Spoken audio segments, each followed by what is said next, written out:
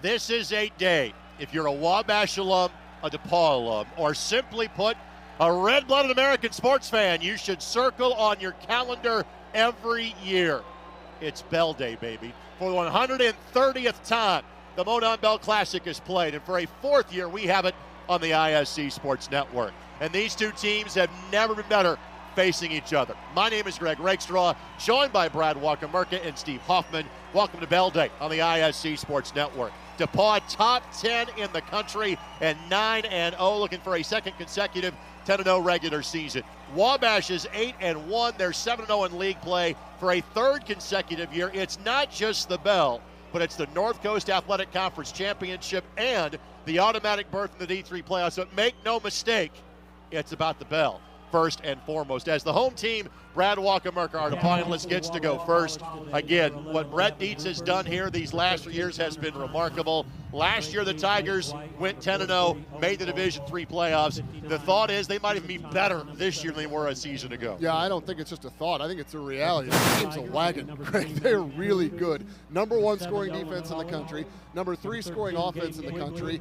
Setting records left and right. Nathan McCahill, the quarterback, second in the NCAA at passing efficiency. Robbie Valentine, a school record 17 touchdown receptions on the year. It's a really, really good team who plans to make noise not just this weekend, but into the Division III playoffs. But you know what? That starts next weekend. It always matters who comes home with the Monon Bell. And Coach Brett Dietz said, look, this team is motivated by hardware, and there is hardware on the line today. Yes, a conference championship, but obviously that big bell, and this team wants to bring that home before they worry about what comes next. And Steve, for Wabash, the question was going to be, what was life going to look like after Liam Thompson? This is the first Bell game that someone else will start for Wabash since 2018. Well, life looks pretty good. Second quarterback of the season for Wabash, but here they are undefeated in NCAC play. Yeah, keep an eye on Brand Campbell today. Brand Campbell came into the season looking to be the third or fourth quarterback at Wabash. Then he ends up being behind Blake White, who gets injured in the third game of the year, inserts himself, or gets inserted. On his first pass in college, he throws a touchdown pass. Good signs. His decision-making has improved all year long. He's got some big weapons in Liam's brother, Connor Thompson, and T.J. Alexander, and Cannon Chase, Connor Garrity. But make no mistake, we're going to see a heavy dose of Xavier Tyler running the football today. If this game is anything like last year, then you're in for a treat. Also joining us a season ago was Kelsey Casper, back for her second Bell game. Let's take you to the sidelines right now. Good afternoon, Kelsey. Well, guys, today marks the final Monon Bell game in Dan Morrell's head coaching career here at Wabash. Coach Morrell announced his retirement at the end of last season, but it's a little bit of a unique situation here at Wabash as they have already announced who their next head coach will be for next season. It's going to be their alum and defensive coordinator in Jake Gilbert. In my conversations with Coach Morrell this week, he said he couldn't imagine finishing his final game and then starting the job search process for the next coach. He couldn't imagine being a player on this team, not knowing who your net head coach would be. He says Wabash is a really special place, and they handled this entire situation in a really special way. Morrell, though, he's not going too far. He's going to be staying at Wabash. He's joining their advancement office, continuing to work and grow with those relationships he's built, as well as work with the alumni in the Wabash community. Guys. Kelsey, thank you very much. Tim Hessing is our referee. The coin toss is taking place as we speak. DePauw has won the coin toss. We'll see if they elect to defer or if they want the ball to start. Has won the toss and elected to So we'll see the Wabash College offense on the field. And since Kelsey talked about it, Steve, you're around Don every day. Both of these institutions have wonderful leaders of young men coaching their teams in Don Morrell. Frankly, the same will be the case for Jake Gilbert next year. Brett Dietz for DePauw. What has Don meant to campus, and what is his role going to be like going forward? Well, that's a really good question, because what Don has meant to campus is Don is a holistic guy. Like, he's a holistic teacher of young men. He's all about their experience. If a kid wants to study abroad in the spring and he's going to miss spring football, he encourages them to study abroad and to go on an immersion trip and do whatever, because he's all about good young men coming out of Wabash, and he's done a great job with that. Here come the Tigers on the field. Brad, you have lived that moment. What is going through their minds right now? hosting a Monon Bell game. I mean, you look at all the fans, especially you got a beautiful day like this, but you don't normally play in front of this many people. The temporary stands brought in, it's packed. It's brother on brother. A lot of these guys playing on this field may have played with each other, definitely against each other in high school, especially how many Indiana high school kids we have on both of these rosters. So it's a chance for bragging rights, not just today, but for a long, long time. This is exciting. You're not thinking about anything else going forward. You're thinking about this football game, these 4 quarters, and this is the one most people are going to remember. And again, there is a good chance that both of these two teams are playing again this season, and it is possible that they are playing in the Division III playoffs. The D3 field expanded this year from 32 teams to 40. There is a line of thought that even if DePauw were to lose this game, they might be in at-large berth as Brett Dietz is looking on and getting ready for today's contest. I'm sure that's the farthest thing from his mind. But DePauw may be in regardless of this game. Yeah, I think that you look at models, and I don't know what kind of dork I am that I'm looking at models and projections for Division III. Well, I'm sure you do too. Yes, Chris. Yeah, you've seen You're it. hanging with the right crowd. I mean, it would have to take a pretty significant blowout and then maybe a surprise in some other games, I think, for DePauw not to get in, even with a loss. On the flip side, Wabash knows they have to win their way in. However, and we have seen this at the Division II level, frankly, we at ISC have been a part of games like this, there is now going to be a bowl doubleheader that takes place in Canton, Ohio, next Saturday. It will be the best teams that do not make the NCAA postseason from the Heartland Conference, the OAC, and the President's Athletics Conference. If Wabash isn't playing in the NCAA field next week, they'll be playing in that game next Saturday. Yeah, it's the inaugural bowl series, and so if it ends up being Wabash, then Wabash will end up playing the next best team in the Heartland Conference. It's sponsored by Open Doors, which is a NIL a portal, if you will, for Division III athletes. So that's the last conversation of anything after 4 o'clock today. Everything is now focused on the next 3 hours. Crazy things happen. Trick plays happen in this game. And maybe even on the opening kickoff. And I'm not talking about DePauw, as their longtime kicker in Ben Gomez from Cathedral High School is set to kick this one away. Sunny skies, a cool breeze, and temperatures in the mid-50s. Where else would you rather be than Black Sox Stadium and Greencastle, Indiana? Here we go. The Monon Bell Classic, and this one is going to be returned. It is Ringer who finds a seam, and Steve, that's part of the story. Wabash doesn't usually return kicks. They're kind of planning on it today. Well, I know Coach Merrill was planning on returning the first kick today, bouncing around like that. DePauw may have been trying to squiver a little bit just to throw that off, and so and then plus we have a linebacker returning it. It's who we wanted returning the ball, which is so Coach Morrell in itself. So ball the 28-yard line again. Brand Campbell, sophomore from the state of Florida. Again, this was supposed to be Blake White's opportunity. A shoulder injury in week number 2 ended his season. We'll tell you more about his story later in the game. Campbell, 17 touchdowns on the season, just shy of 1,500 yards passing. And again, he has been tremendous in his first go-round as the Wabash College quarterback. Xavier Tyler. Expect a heavy dose of Tyler. Expect heavy hitting in this game. The Tigers get their first at second down. Yeah, I mean, that's exactly the way you want to start a football game. Hard hit on a nice hole up the middle, but this DePauw defense, I mentioned, #1 in the country scoring defense, they are going to be building a wall all afternoon. Well, the Monon Bell game should start off with a play where we hear the hit from the top of the press box. That would be Luke Marsh. Luke, the 7th leading tackler in DePauw history, former Western Boone star, second down and 10. Again, this is a run-heavy team. This is a vaunted DePauw run defense. Tyler picks up 3.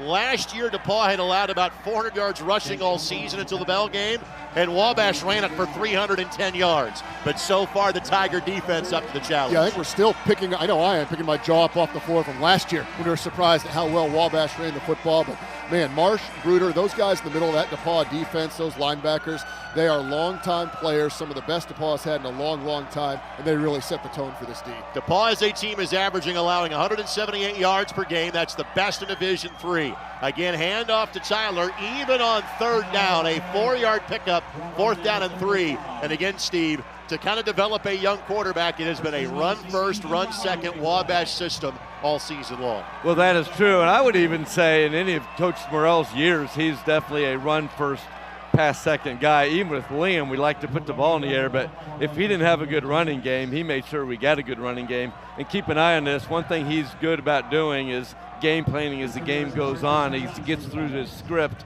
to try to open up some holes for the running game. Brody Rucker, who handles most of the kicking duties for Wabash, on to punt this one away, averaging 37 yards a kick. End over end kick away from the return man, who will field on a bounce, and a minimal gain.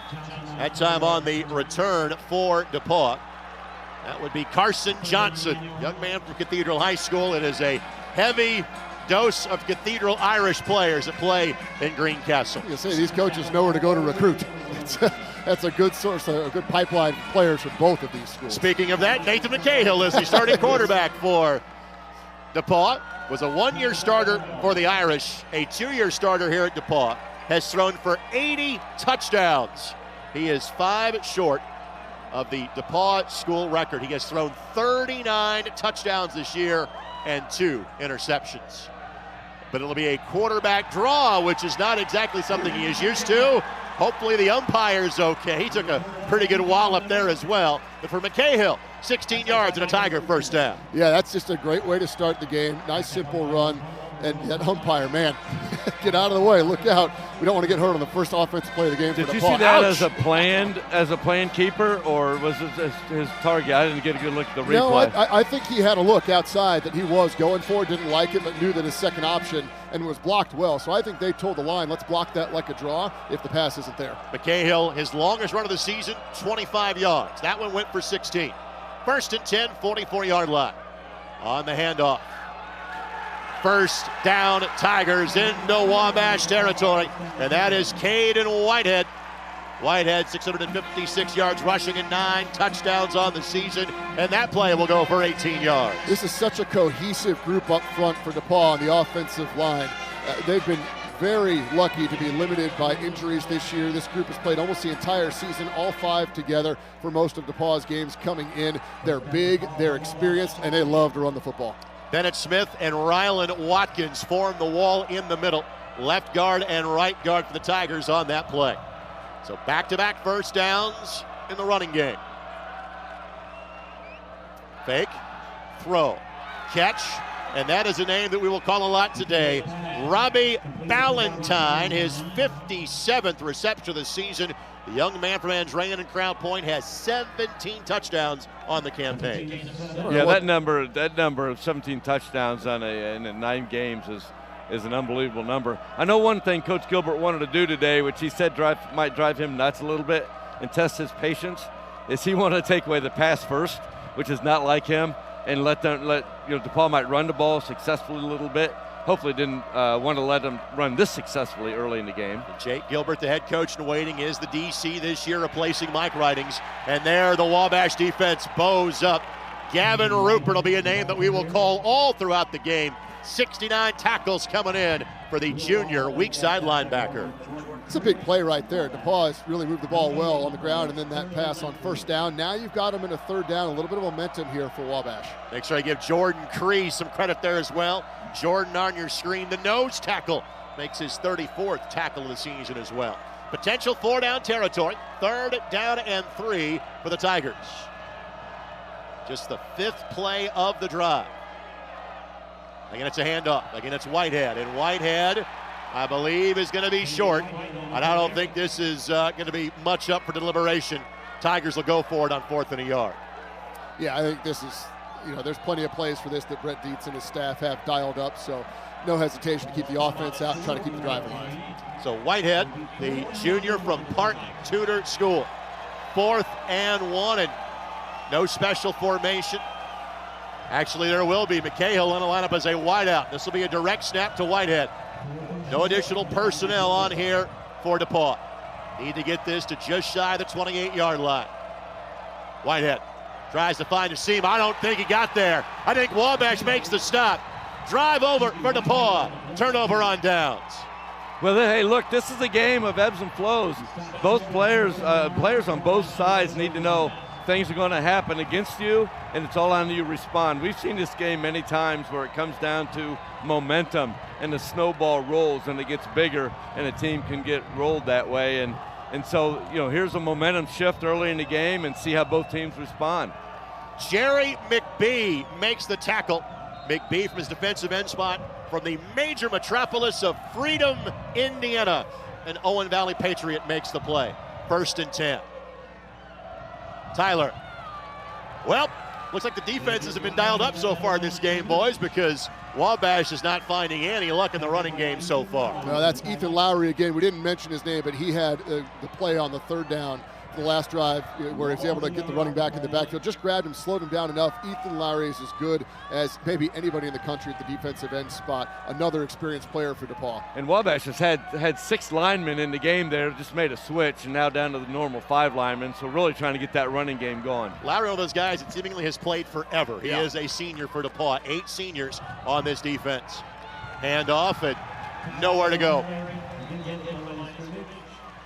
Another loss or no gain on the play, I should say. 3rd down and 11. Well, one thing Wabash doesn't want to be in all day, and one thing DePauw wants Wabash to be in, are these 3rd and long situations.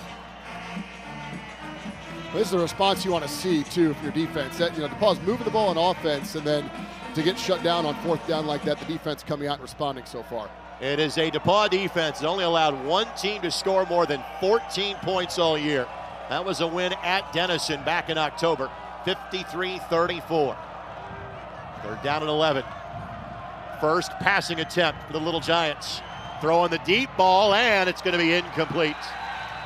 Target that time was Cannon Chase, junior from Springs Valley. Excellent coverage provided by the Tigers, and punt team coming on for Wabash. Yeah, that was well covered. Christian Trope out there in coverage in the secondary. And honestly, the best thing for Wabash might have been that ball was underthrown, because that might have been an interception if it was on target. Coverage was pretty tight. Yeah, it looked like he was thinking about undercutting that and getting a pick. You're right, if it wouldn't have been a little low. So Rucker on to punt for a 2nd time. So 2 3 and outs so far for Wabash. In fact, they have netted 6 total yards on 6 offensive plays.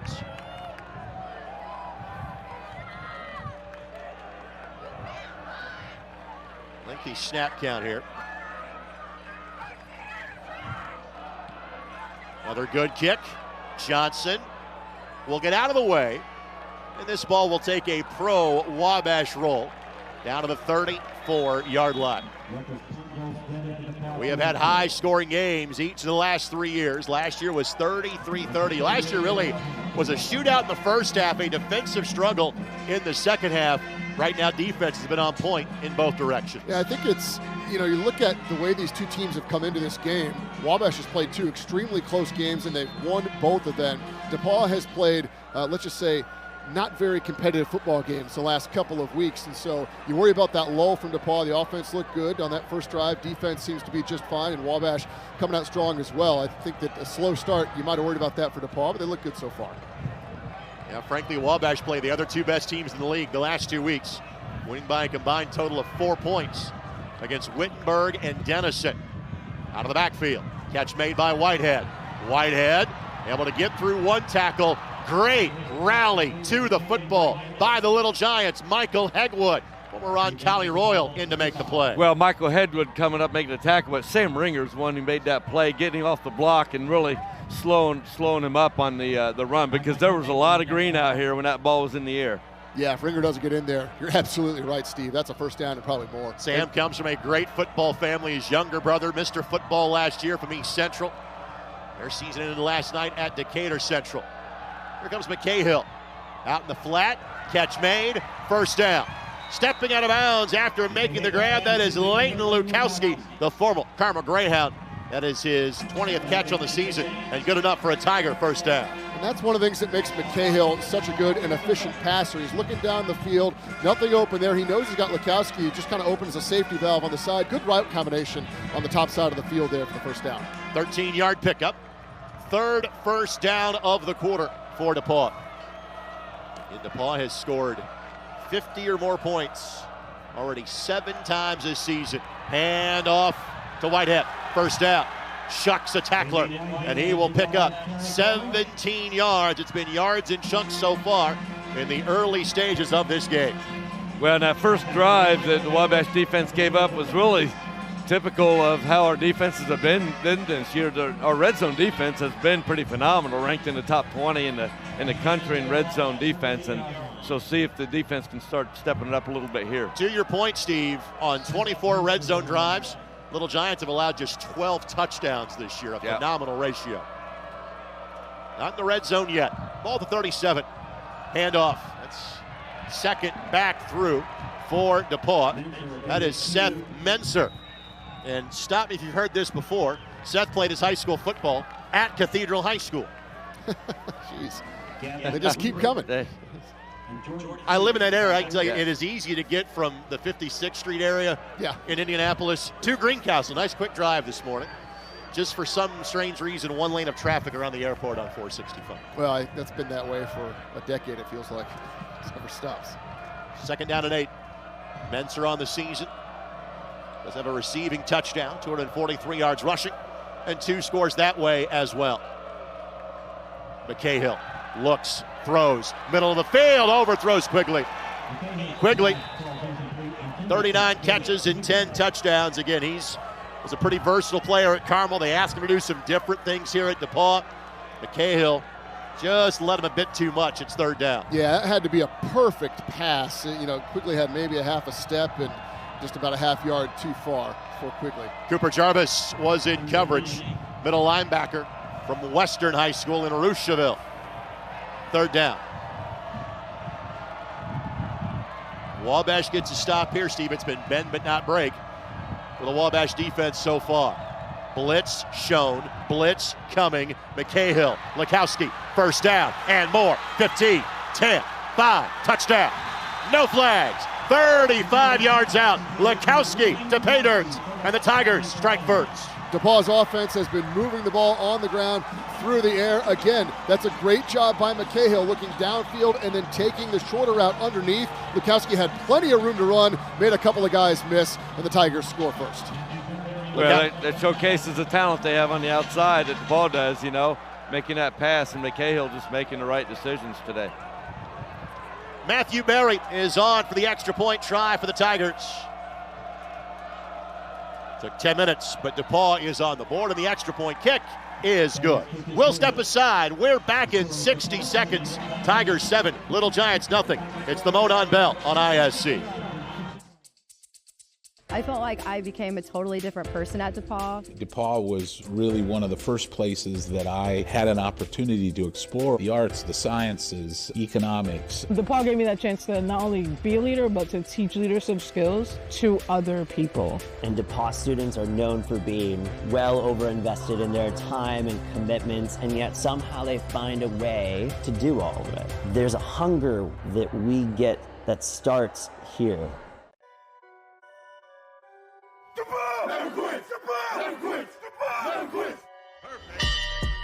Monon is pretty much the biggest game in D3. And we always want to keep that bell, especially for the campus. It comes down to tradition and brotherhood, playing for the guys that are to your left and to your right. The past history that we've had, over 100 years of other men that have played. Let's go, Tigers! Let's go! Ah! Let's go. Put up 6. Let's go. Let's go! So the first score of this game belongs to the DePauw Tigers. Let's talk about their defense. With more on the DePauw D, here is Kelsey Casper. Yeah, guys, a ton of experience on this DePauw defense that leads all of Division III in total defense, holding teams to less to 180 yards per game. Coach Dietz telling me they also have a lot of experience playing in this game. Lots of Monon snaps on that side of the ball. It's highlighted by players like Luke Marsh, a senior who's been playing since he was a freshman, and also fifth-year captain Ethan Lowry, who his teammates lovingly call dad and even grandpa at times. Two names who we've already heard several times with both having tackles in the opening possession, but guys like that who bring a lot of experience and leadership to the younger players in this program. Kelsey, thank you very much. Brad, the importance of scoring first in this game means what? Well, it means you're up 7-0. No, I'm just kidding. It's also, we talked about the momentum, though. I do think Brett Dietz was a bit worried about his team not playing very good football teams the last 2 weeks. And for DePauw to come out against a quality opponent like Wabash and play solid on defense and get those points, that's big for the Tigers. To be blunt, no one has played DePauw that close. Again, their closest score this year was Denison on October the 19th, a 19-point win. Everything else has been blowouts, including a very impressive non-conference road victory at Berry of Georgia. 33-0 back in September, and that will be into the end zone. That will not be returned. And now, Steve, the question is, what can Wabash do to get on track offensively? Well, you can see that we've thrown everything into the running game to try to get the running successful, even playing six offensive linemen on a few steps. Still haven't been able to get the ball going on the ground. Only one pass in the air so far, and that was an incomplete pass. So we'll see how much we really want to mix it up and go back to maybe some of our RPOs and some things like that to really spread it out. Sometimes I like to just listen to the bell ring when I'm at this game. It's part of what makes this really so does. unique, just constant throughout the course of the game. Motion man is Connor Garrity. And again, the handoff to Tyler. And again, both sides knew what Wabash wanted to do. So far, the Little Giants have been able to execute it. That will be a gain of a yard on the play. And we talked about the game last year too, Wabash coming in and just sticking to the game plan of running the ball. It absolutely worked out well. So I'm not surprised to see Coach Morrell really sticking with this strength. I think the passing options will be there. That could open up, but way too early to try to abandon what they do well on the ground. Yeah, and he scripts the first 13 to 15 plays of the game. So he's just running through his script right now. He wants to see how DePauw adjusts and how they line up the specific formations. Handoff goes to Tyler, and Tyler now does find a little bit of room. And by the way, I'll defer to Steve as the man that sees DePauw on a regular basis. Just correct, that is Tyler wearing 32 and not 22 in today's game, correct, for Wabash? Yes. So Tyler picks up 5 yards. It's one of those things I'm 99.9% sure of, but just wanted to make sure I had that right. Third down and 4. I hadn't even noticed. That's why you're the professional. Tell you what, he runs hard too, and so you want to punish some of those DePauw linebackers and defensive line. You keep making him hit a guy like Tyler. He is running the ball hard. And again, Tyler has had his best games against Wabash's best competition. Had 199 yards last week. Third down and 4, pressure comes. Sack for DePauw. Luke Nolan makes the play. And that's where it is tough for Wabash when you get into a fairly obvious passing situation, and DePauw knows they can just let that D-line tee off on the quarterback. Pressure was also applied by David Gould. And again, we've been saying these same names for DePauw for the last 3 and 4 years. I remember specifically 2 years ago, A, it was very snowy, and B, DePauw was dominant defensively with freshmen and sophomores. Yeah. Here they are as seniors. Yeah, we did. We talked a lot about what that team could be a couple years down the road, and now we're seeing that with a lot of the senior experience. So a third punt coming on here for Rucker. Carson Johnson back deep to return. Wynn knocks that one down a little bit. Catch made, and fair catch made at the 45-yard line. A 30-yard punt. When we really haven't talked about the weather much. There is a decent wind going from south to north, from right to left on your screen, and you can see it affect the punt there. So that might make a little difference when you get down to field goal situations and the punting. Not so much on the passing, but in the kicking game.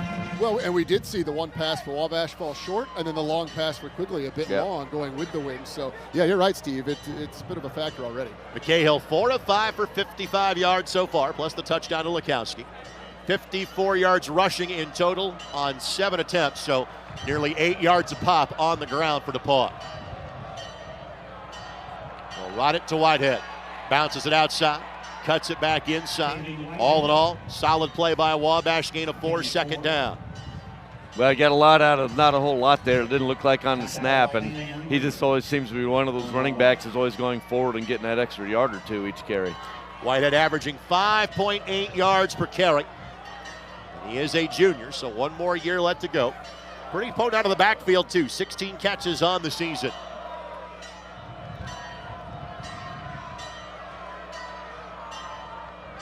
As is often the case of this game, time tends to fly. 2 minutes left to go in the opening quarter. Again, the handoff to Whitehead. Finds a crevice and will pick up a first down.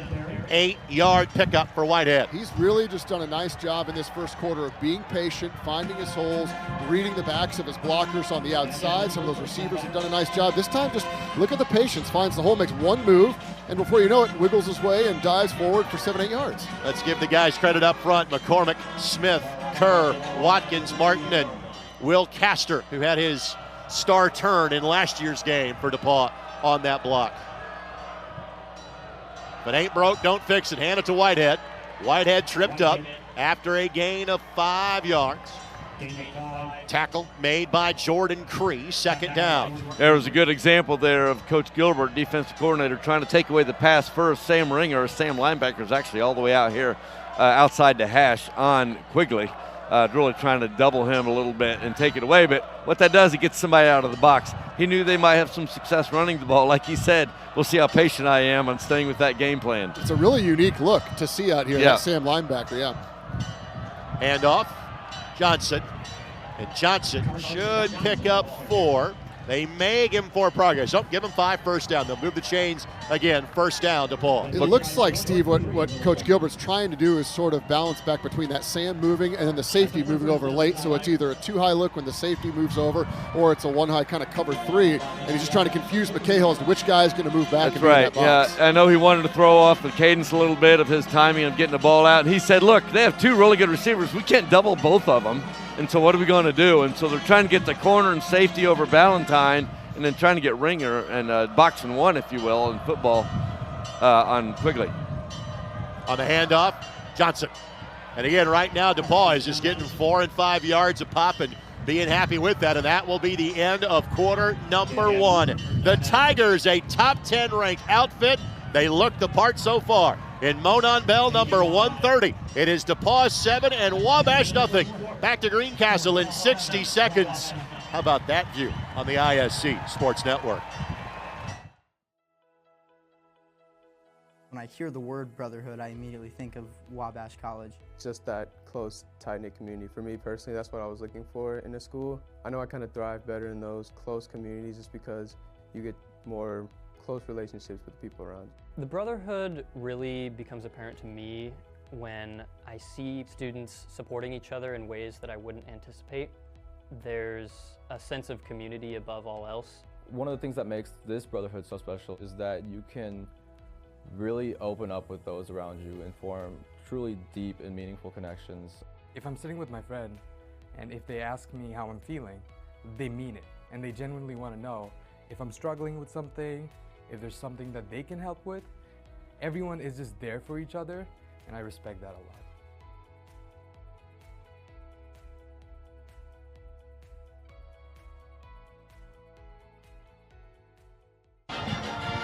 Our drone footage was such a hit last year. We absolutely had to bring it back.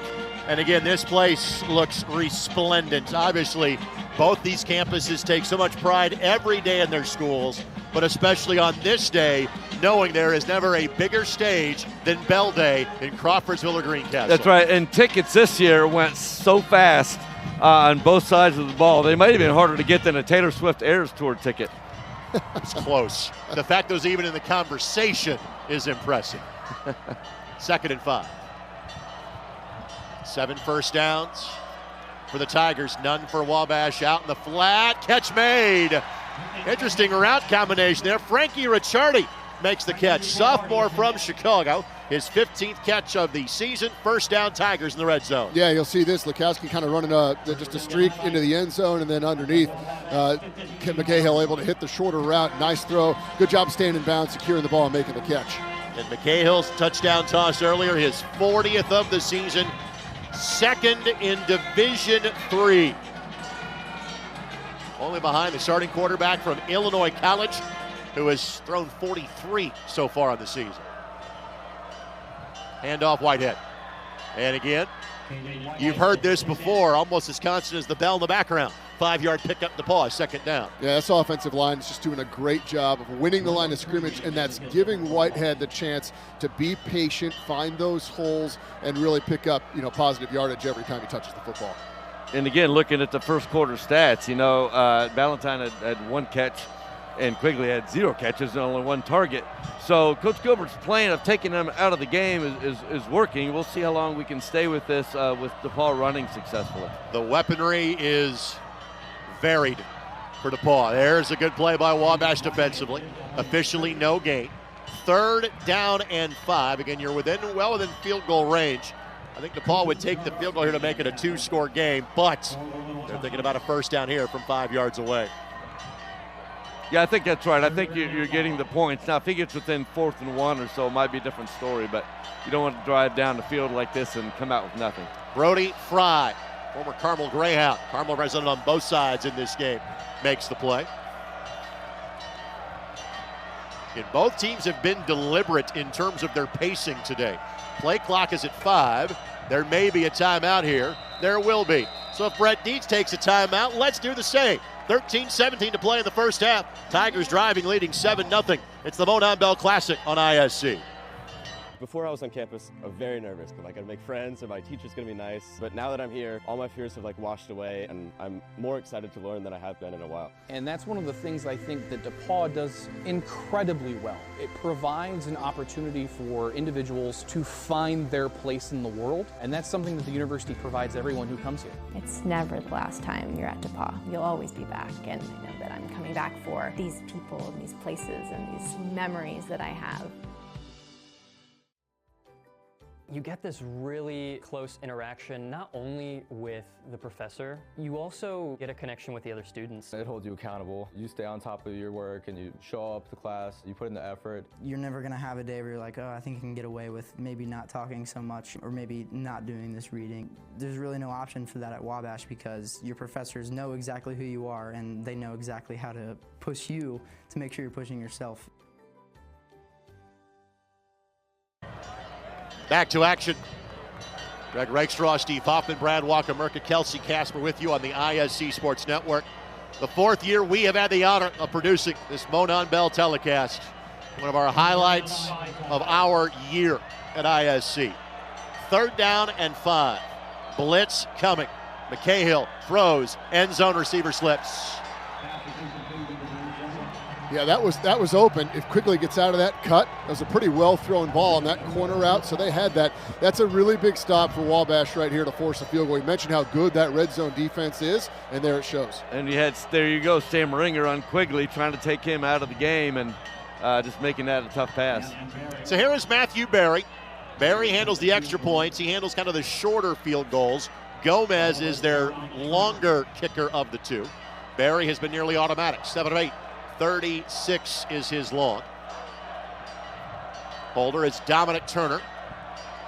And the snapper is Holt Hildebrand.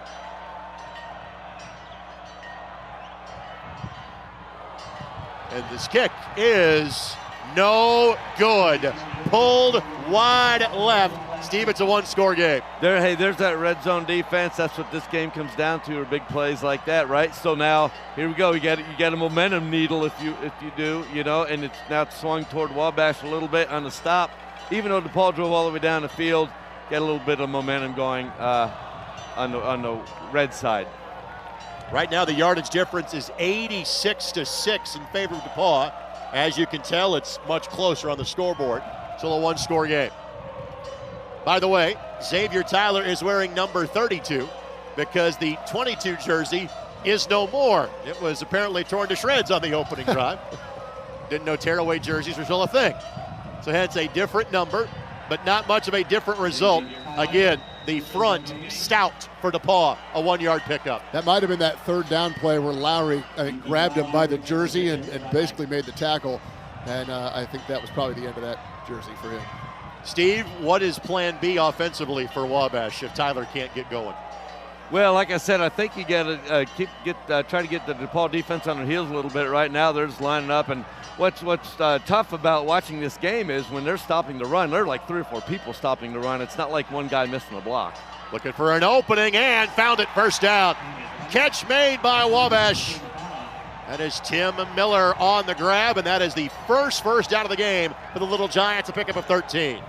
Miller did a good job of just finding the seam here, but this line, this is all on the offensive line. Look at all the time they're given. to allow this window to open for the completion. And it was an NFL window. In other words, it was tiny. Yeah. There was not much room there. Yeah, Great and if throw. he wouldn't have thrown it behind him, it may have been picked.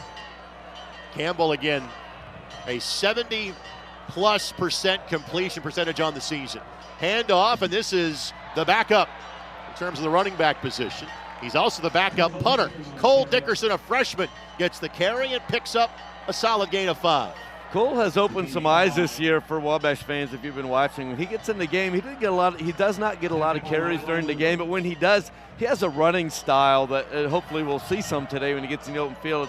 It's just really smooth and in control. From Lancaster, Ohio, 46 carries, 316 yards, and 5 touchdowns on the season. Tyler back in for this play. Little play action. Here comes pressure.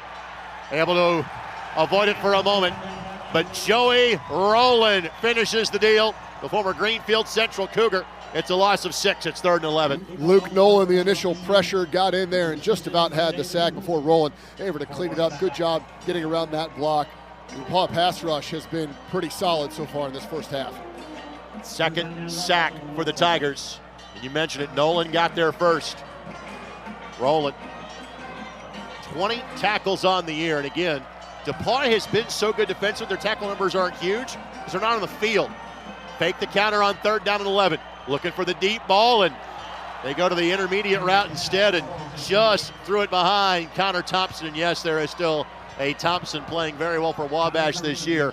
46 catches, couldn't make that one. That's a sprint draw play that Coach Merrill started running a few weeks ago. It's a big sprint draw is a big play for us on 3rd down. Tried to hit it deep, not quite open, but I do think he could have got Connor on the crossing route for the 1st down. Yeah, it was tough for the sophomore to make that throw across his body. So Rucker on for his 4th punt of the game. DePauw has moved the ball all 3 drives they've had it. They've converted just once.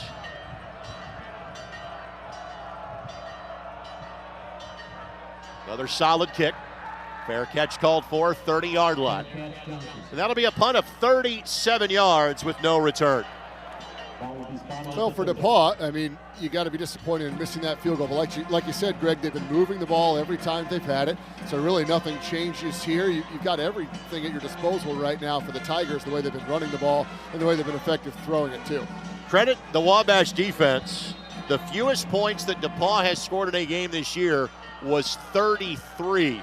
So I think Jake Gilbert's got to feel that his defense have done what they've been asked to so far. Look, you're coming in with those ostentatious numbers from Quigley and Valentine, and he just wanted to take that away from him and see what else DePauw can do, because you know they can beat you.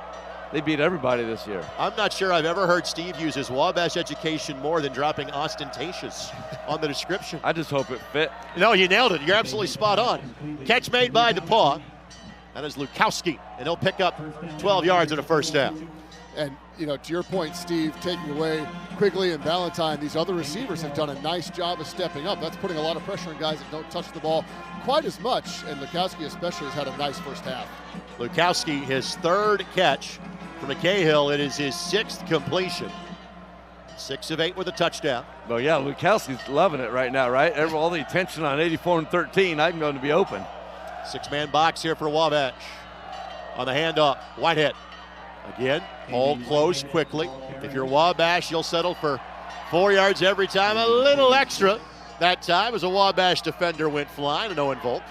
We talk about Lukowski. One of the things that's really given him an opportunity was the early season injury to Jalen Smith, the senior wide receiver, who's really, really talented. I mean, it's scary to think how good this offense would be with him. He started since he was a freshman, has gaudy numbers himself. A small chance he may be able to come back in the playoffs. He's working to rehab that injury, but it's really given Lukowski a chance to have multiple weeks to get ready for big games like this. And yes, DePauw can play long enough where that can be a possibility. That's how good this DePauw team is. Handoff, Whitehead. Great job to keep the feet going and just find a hole, because frankly there was nothing there and he picked up 5 yards. Now this changes the the dynamic here on 3rd down. Now you got 3rd and a yard. That could have been 3rd and 4 or 5. Love the all 22 shot. Does referee Steve Hoffman or Wabash alum Steve Hoffman think that might have been a hold there at the line of scrimmage? I didn't get a good look at the replay, but I'll just say yes, it might have been a hold. Right. Okay, that was the Wabash part of it, not the referee part of it. Yes, right. 3rd and a yard. And there goes Whitehead, right down the middle, wrapped up inside of the 25-yard line. Avery Epstein makes the touchdown-saving tackle, but there's the first big pop in the running game for DePauw. And that's what you worry about sometimes on 3rd and 4th and short. Everyone kind of crowding the line, one seam, leaves a lot of room in that secondary. And I think Whitehead maybe could have kept going and accelerated and got even more yards. Might have slowed down just a bit early, but what a great run again. Solid block. Exactly. I thought he was taking it straight down the middle of the end zone, and he thought he was going to get caught. I'm not sure he would have, but that replay angle there made it look like it was a pretty good angle for the defense. The graphic tells the story. 10 first downs for DePauw, just 1 for Wabash. And every DePauw drive has gone deep into Wabash territory. Catch made. Able to shuck the tackle. Roman is Ballantyne. It'll be just shy of the first down marker. His second grab and a gain of 8 yards. That's just a timing route. Quick out, pitch and catch. Nice throw. Perfectly timed. Ballantyne gets his head around, gets the ball, and able to get 7, 8 yards. 17 touchdowns for Ballantyne, just a junior. Approaching 60 catches on the season. Rolling pocket right side again, Lukowski to the 5 and all the way down to the 2. Lukowski taking advantage of the opportunity. His 4th catch of the opening half. And there's so much attention being paid to Ballantyne and Quigley. That time it was to Quigley. No, what's the 3rd or 4th time we've seen Lukowski just wide open standing on the sideline because the defense is working with Ballantyne in the end zone. Or sorry, with Quigley. Try to pick your poison if you're the Wabash defense, and McCahill is taking advantage of something you hear like every NFL coach say in every press conference ever. Take advantage of what the defense gives you. Whitehead, the setback. 1st and goal, 2-yard line. Handoff, tripped up, won't get there. Back to the line of scrimmage and no more. 2nd and goal. Well, the 3 things that Coach Gilbert emphasizes on defense, this is all year long, are explosive plays. Done a pretty good job today on that. A big run there. Takeaways. And then on red zone defense. And the red zone defense has been shown this year to really make a difference. So now this is a tough one. 1st and goal from the 2. We'll see what happens. Same formation. Double tight here for DePauw. Fake the handoff. Pass is tipped. Intercepted. Picked off. Wabash gets the stand yet again. Hey, right on cue. We just talked about Coach Gilbert's things. One of them was takeaways, and the other one was red zone defense. So take care of 2 of them right there on that big stop by the Wabash D. For Wabash, their 21st takeaway of the season. But for McCahill, Brad, just his 3rd pick of the year. Yeah, I mean, obviously a very efficient passer, and that's just a great play by the Wabash defense. Not only hands on the ball, but to stay with it and get the pick. You wonder there, 2nd and goal, you're having success running the ball. If maybe that's what you would have done, you probably had 3 more opportunities from, the 2-yard line to punch it in. But, hey, this is a quarterback that doesn't turn the ball over much, so can't blame him for going for it. Holsclaw gets his 4th pick of the season. Epstein got his hands on it. And Tyler spins away to get a couple, and I'm pretty sure that in every broadcast we do together, Steve, I have some opportunity to go, hey, let's talk about the crazy connection between the Bolles School in Jacksonville, Florida, and Wabash College, and that is where Epstein is an alumnus of. Yeah, how about that? Just another one. I believe he may be the last in that little string we had coming from the Bolles School, but I might need to look a little deeper into the roster to find that. Brand Campbell is starting a new trend. The quarterback, he is from Palm Beach Gardens, Florida. The 2nd and long. On the give, different back, same result. Well, 3rd and long. Interesting note, too, on the Bolles School. Bill Wagner, the SID here at DePauw, was telling me that Matthew Berry, the DePauw kicker, also from the Bolles School. Epstein was his holder at the Bolles School there, so an interesting connection between the 2 schools. So brother versus brother happens in North Florida in this game, not just guys who were high school teammates in Central Indiana. 3rd and long. Well, it's notes like that where our good friends Bill Wagner of DePauw and Brent Harris of Wabash are so outstanding at what they do, and they make our job easy in broadcasting this game every year. Play clock is at 3. DePauw brings just 3, but they get pressure. Campbell slings it. What a throw, first down. Pushed back now. Because the receiver kind of squared back up, where are they going to mark him? Are they going to say forward progress? No. They're going to say because he kind of reestablished, that means he's shy of the first down marker. Fourth down. I'm going to defer to Steve on this. That's a right it's tough. It is right. He disengaged. So really, if you're a defender, that's really a good play. Not that he thought about doing that. You just push him back instead of making the tackle. He disengaged. Now you got forward progress again reestablished. So, and it's I think it's the right spot. That's Nick Whitty that made the catch. He is a freshman from LaPel. That's so hard as a football player. Yeah, it's just so hard. Your instinct is just to keep going. You're not out of bounds. You want to keep doing it, but he would have been better served just running right straight out of bounds. That would have been a first down on the forward progress. And again, because he reestablished kind of after contact, Steve said the absolute proper wording. And for those who don't know, Steve is a tremendous high school official referee in the state of Indiana, so we always joke he's our Troy Aikman and he's our Mike Pereira on the broadcast. And because the receiver reestablished position, goes back to where that happened. So wipe away the first down. Fourth down, punt unit comes on yet again for Wabash. And they bring the house, don't get there. Fair catch called for, and in that scenario, punting from your end zone, get the other 49 is outstanding. There is a flag down on the play. And this may even back up DePauw, maybe even a bit further. Could be a hold there. Yeah, you can see the wind, I think, playing an advantage here, definitely helping the punts for Wabash in the second quarter. The first quarter, some pretty short punts into that wind, some nice kicks, and against the pressure there, too, that time. Yeah, and we still got a football game that the entire game has been played in the Wabash half of the field. During the return, number 14, 10-yard penalty from the end of the kick. First down. Coaches, always stress about playing mistake-free football.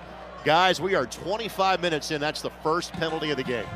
That kind of describes 17-1 to a T, doesn't it? Yeah, it really does. I mean, two very disciplined, well-coached football teams. So this game's also moving fast, too, so that helps. But, yeah, first penalty, you normally see it a lot other than that. Again, your eyeballs would tell you this, but let me throw some numbers at you. The total yards is 120-5 in this game. Yet, it is a one-score game.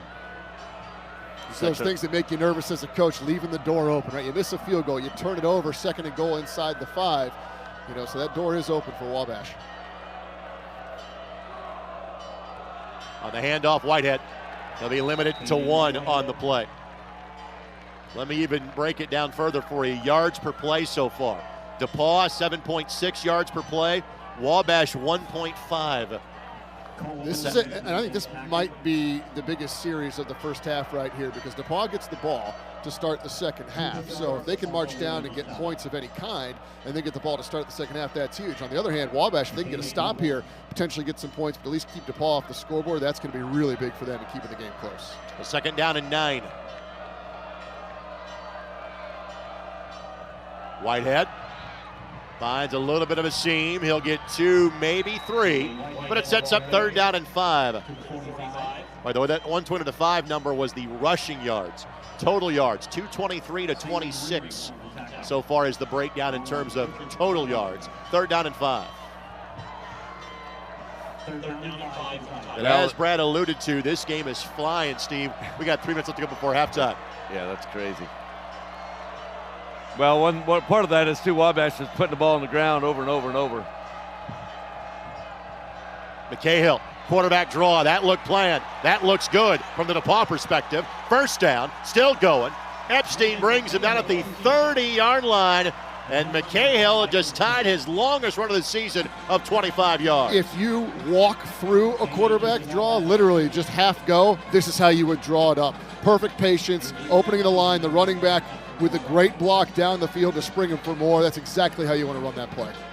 Yeah, that was well designed. That was a good coach-up play. I think you and I could have got maybe 3 yards out of that, Brad. Yeah, I might maybe have fallen 3. forward for 3.5. We'll say. Yeah. We're tall.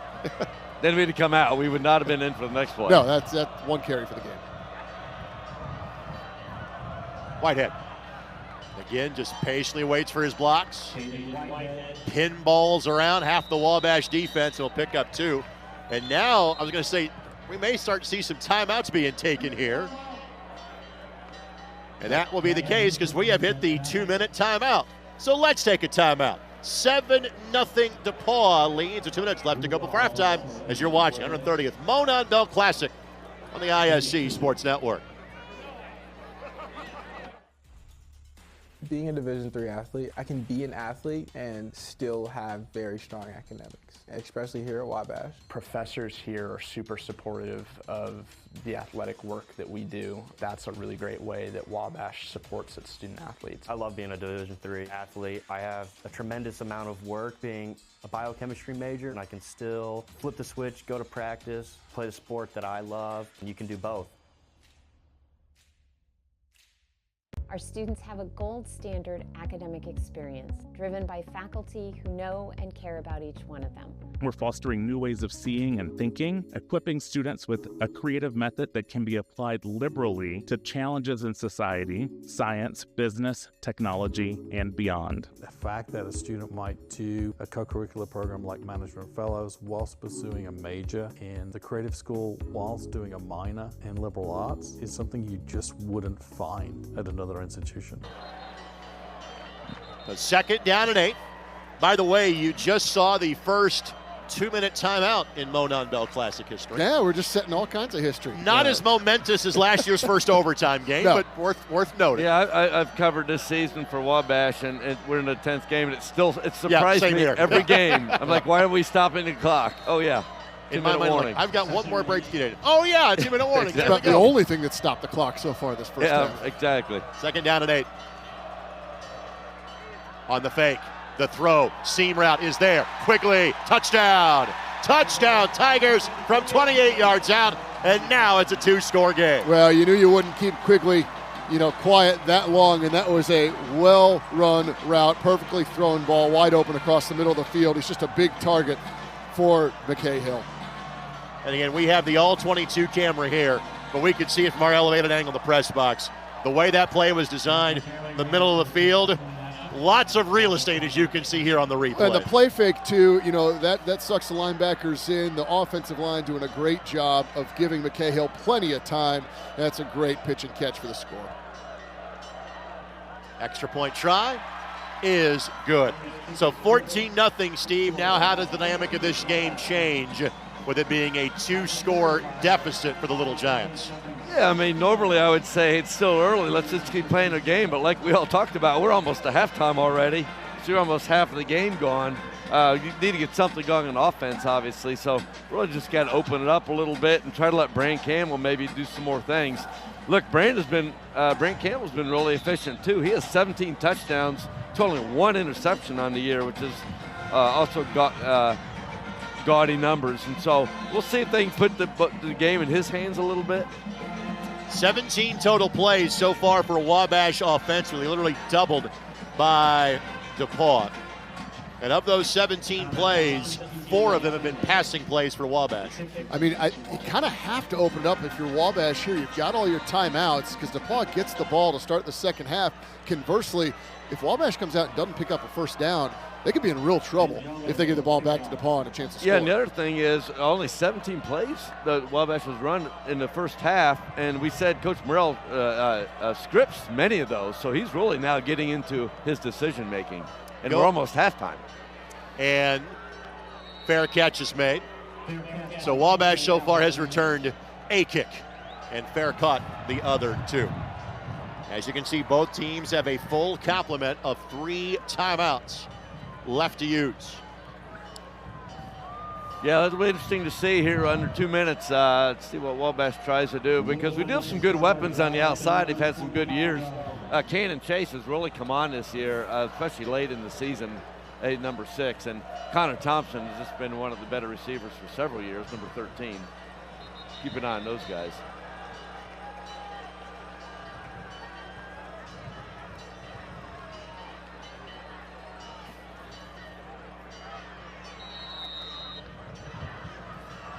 Dickerson will be the setback here.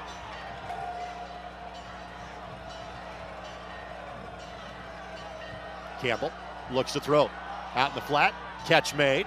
Won't be a first down, but a solid pickup. Again, that is Connor Thompson carrying on the family legacy from North Central. His first catch of this game, 47th catch of the season, has 8 touchdowns. That's exactly what you need to do. Just, something simple, get you out of bounds, or maybe move the sticks to stop the clock as well. You have to open it up here again. You need a first down or 2 to keep the ball out of DePauw's hands for the rest of the half. And a whistle here. Not sure if there might be a timing issue. Let's listen in. Yeah, I think what happened was they went out of bounds. I think that the clock keeper for DePauw ran it on the whistle, thinking it was maybe a first down, and they changed the move. Well, they do that, except for the last 2 minutes. Has a chance to run for this one, and he will. First down. Takes a pretty good pop at the end of that play. Does Campbell. That hit applied by Jonathan Bruder. One of these many senior defenders, Bruder. 54 tackles on the season coming in. We had a little heady play there by Brian Campbell. Nothing open. He knew we only had a yard to get for the first down and decided to get it and get out of bounds, stop the clock at the same time. Just the second first down of the game for Wabash. Campbell steps up, throws, catch made, first down. That's Garrity to the 35-yard line, still going, down to the 32. The tight end with the grab and a much-needed big play for the Little Giants. Well, Brandon Campbell really showed some toughness in staying in that pocket, especially being sacked twice in the first half already today. He waited and waited and waited until somebody came open, because I was up here thinking, get rid of the ball. That's a 32-yard completion. That almost doubles what the passing total had been until that catch. First time the Little Giants have crossed the 50. Catch made and going to be tackled inbounds. Again, Wabash has timeouts if they need them. Thompson makes the grab, his second of the drive. That'll be a gain of 5 yards. 5 yards may or may not be worth the time that it took to stay in bounds, but you got to get some yards, especially if you want to get some points on the board through our kicker. Rutgers' long is 39 on the season. Tigers bring just 3. Catch made over the middle, first down. Now you're in field goal range at the 16-yard line. And a timeout to be taken by Wabash with 38 seconds left to go. And the first, Steve, bit of momentum all day on offense for the Little Giants. It's funny, isn't it? I mean, we watched this game, and the Wabash offense hasn't been able to do anything, and now just going right down the field. And we said you wanted to put it in Brandon Campbell's hands a little bit, literally his arm, and he's taking right down the field on some good throwing. Hey, that was a great catch by a tight end, by a big guy to go low and get that on the run. And you were a receiver, Brad. You know how tough those catches are. No, that's a very difficult one and a great play. And, if you're Wabash, you look at this, regardless of the outcome of this drive, maybe you found something here for the second half, whether it's throwing the ball a bit more, a little bit more hurry up. You've got DePauw's defense, 2-minute drill, a little bit of disarray, so sometimes that can be misleading. But you've got to feel good, regardless of the outcome, about moving the ball like this as you head to the second half. While we have the opportunity to thank our tremendous ISC Sports Network crew, this is one of the biggest productions we do every year. Thank you, Vince Morales, Rob Lynch, Brian Pierce, Buzz Larkin, everybody else that's involved. We'll give you the full crew rundown at some point in time during the course of our broadcast, but job well done, gentlemen, to this point. First down, Little Giants inside the 20. Throw, end zone, knocked away. What a hit. What timing for DePauw for Matthew Coons. It looked like Coons for a minute might have been beat, but he also was just kind of sitting there waiting to time that up. Risky, but he timed it perfect and made the play. Cannon Chase. That's an old Night Train Lane, hang 'em high hit that time from Coons. He really just kind of sat out there. We'll see if we can see it here. He was sitting there for just a second and then came over at the last minute to make a really good play. Kids, ask your grandpa who Night Train Lane was. Really good. Back when the Lions were good the last time. Second and 10. Throwing, end zone, touchdown. Wabash is on the board. Thompson with the grab. Ball game on here at Blackstock. Well, such a start, such a first half of a Monon Bell game to see one team dominating in yards until the last drive of the half, and then the other team, Wabash decides to put down together a drive. Brandon Campbell, what a drive he had there. In talking with the Wabash folks, knowing the way the schedule worked out after the game against Platteville, he was kind of able to grow into it, playing the back half of the NCAC. This game, same way, kind of grew into the role. But Campbell delivers, gets the touchdown. Thompson with the grab. For Thompson, his 9th receiving touchdown. For Campbell, his 18th passing touchdown. Game on at Greencastle. It's now 14-7. Just huge for Wabash to move the ball like that in a short amount of time, and it really looked good on the rollout play. You saw that the receiver underneath kind of took 2 defenders with him, and that left the safety really chasing to try to get that corner out. He just couldn't make up the ground. Yeah, the other thing Wabash was able to do there that's really helped us protect Brand, because there were a couple times he gave himself some time. Now, on that touchdown, we got him out of the pocket a little bit, got him out in the open. He's pretty good doing that, going either direction and throwing across his body or with his body, whatever he needs to do. He's really shown the ability and the athletic ability to do that. But, hey, look, we got a potent offense here getting the ball with 30 seconds to go. Both teams now with 2 timeouts remaining. And again, Brad, I think Steve was alluding to this. I don't think DePauw is going to sit on it here. No. I mean, we'll see what happens here with this kickoff. And, that Wabash has the win, so could boot this one pretty deep, potentially a fair catch. So no time, though, comes off the clock if you're DePauw. But I would be surprised if they just sit on this, even though they get the ball to start the second half. 4 first downs on that drive for the Little Giants. Now Campbell 7 of 10 for 94 yards and a touchdown on this one. Will be returned by DePauw. It's Carson Johnson, has a seam, flag is thrown. Flag is thrown behind the play. What is a return to the 40? Likely won't have a drive start there. Flag comes in at the end of the play. Well, it looks like it's going to be there's another one. There's back 2, at the correct. 25. Yep. Okay, Yep. That one will be a big one. I was going to say the one out here wouldn't have made that much difference. Well, also what that does on the return, though, is that takes about 7 seconds off the clock. So DePauw now has 23.3 seconds to work with. That's what I was thinking, Greg. I don't love, yes, it was a nice return, and we'll see what the penalty is, but I don't love letting clock go there. I think letting that ball go or a fair catch, giving yourself a full 30 seconds probably would have been a better choice. Yeah, especially with the DePauw offense and how explosive they are. That second flag came in really, really late after the play. I don't know if that's what they're discussing. Well, that's a good point, Brad. We're assuming that's a hold, but if that one came in late, then it could be something after the play. It could be on either team. That's a coin toss there.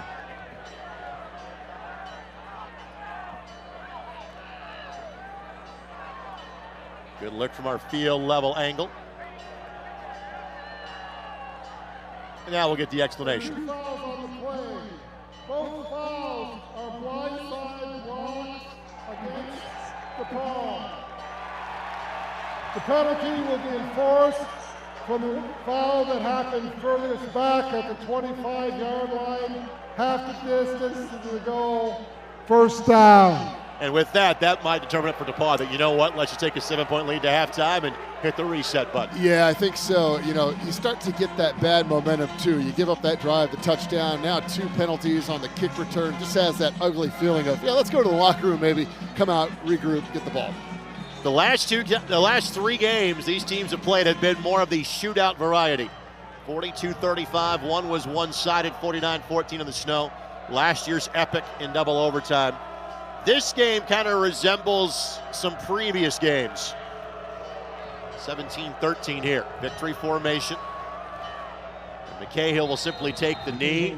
I don't think either side's going to take a timeout. Coach Dietz will clap his hands together, and DePauw will head to the locker room with a 1-touchdown lead, and they'll have the ball to start quarter number 3. We will hear from both head coaches. We'll hear from Coach Dietz first. We'll also tell you more about these 2 wonderful institutions, and we'll tell you about, something that is being filmed as part of this game, a series called The Rivalries. Plus, we'll have first half highlights and stats all coming up in the next 20 minutes on this sunny, breezy, and cool day here in Putnam County. Our score at the break, 14-7.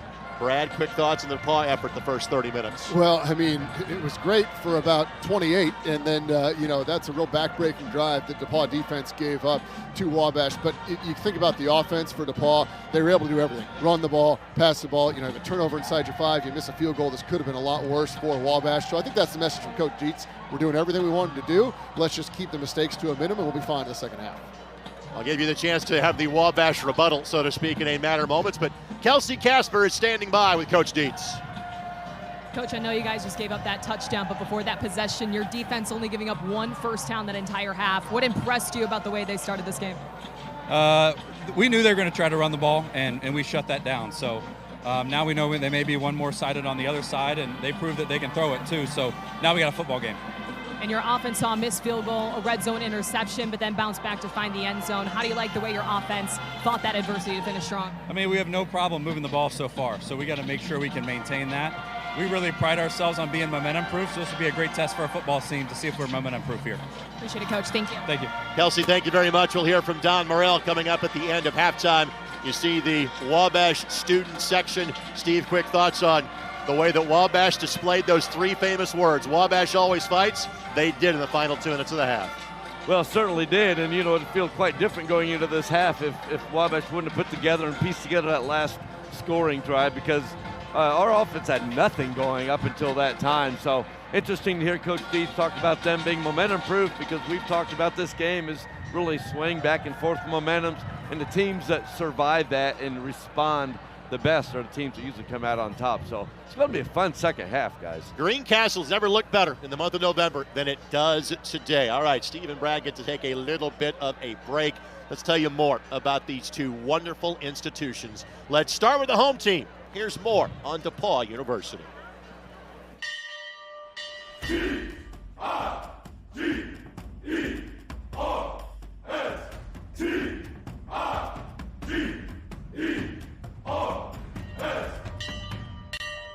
Rivalry. Let's go, Tigers! It's what drives us, pushes us, makes us strive for greatness. At DePauw University, we embrace challenges both on and off the field. We excel in academics, athletics, and beyond. We rise to every challenge together. On the field, in the classroom, and in our community. The Monon Bell game is more than a rivalry. It's a celebration of hard work, dedication, and the relentless pursuit of victory. It's about tradition. It's about family. It's about being part of something bigger. At DePauw, rivalry fuels our ambition. Let's go! Because we know every challenge makes us stronger. Every play, every moment, every cheer echoes commitment to being our best. Victory is earned. Respect is given. We play for both. Our rivalry with Wabash isn't just about the game. It's about preparing for success in all areas of life. Over 100 years of other men that have played. It's not just about the game. It comes down to tradition and brotherhood. Being able to build your own legacy with your class. We always want to keep that bell, especially for the campus. Catch made! Touchdown! Ball game! DePauw will win!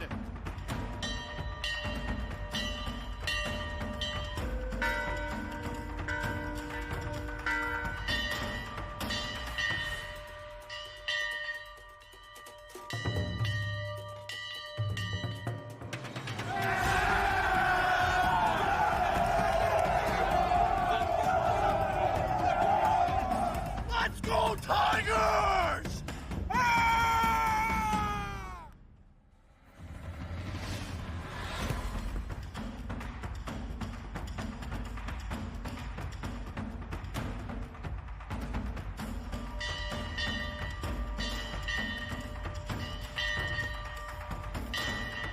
Driven by rivalry. Defined by excellence. DePauw University.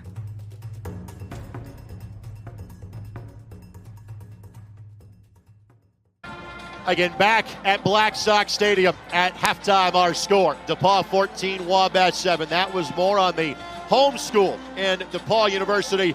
Let's say about the team that made the 27-mile trip down US 231. That would be Wabash College. Here is more on that great institution of higher learning. I don't think I've ever learned so much in the course of 10 days in my life.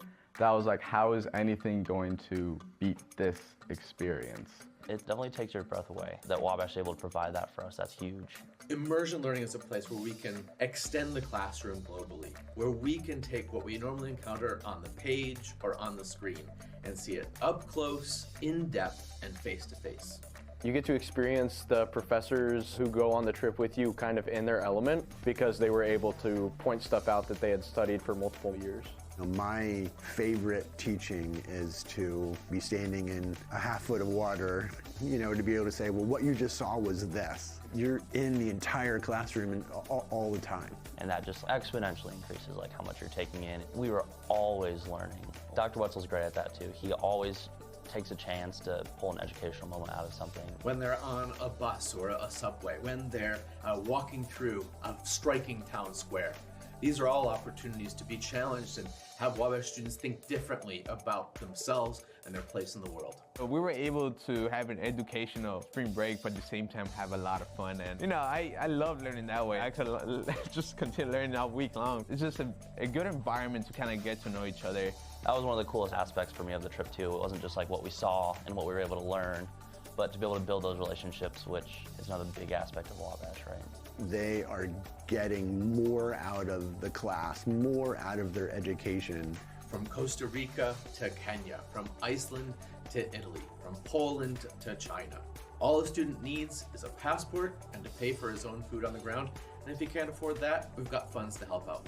Professors are careful to select the students who are going to benefit the most from these experiences. For me personally, the immersion experience was the first time that I had ever flown on a plane before. So definitely a really life-changing experience. First time I've ever been out of the country. And here I am in a train station at Rome. We're walking down streets where I can see an ancient temple. At Wabash, we believe that a well-rounded student is engaged with the world. And immersion learning strengthens that connection. Being able to do that is something I'm never gonna forget. I definitely feel much more connected to the world overall. Definitely take the course. It's one of those experiences that you would definitely never forget.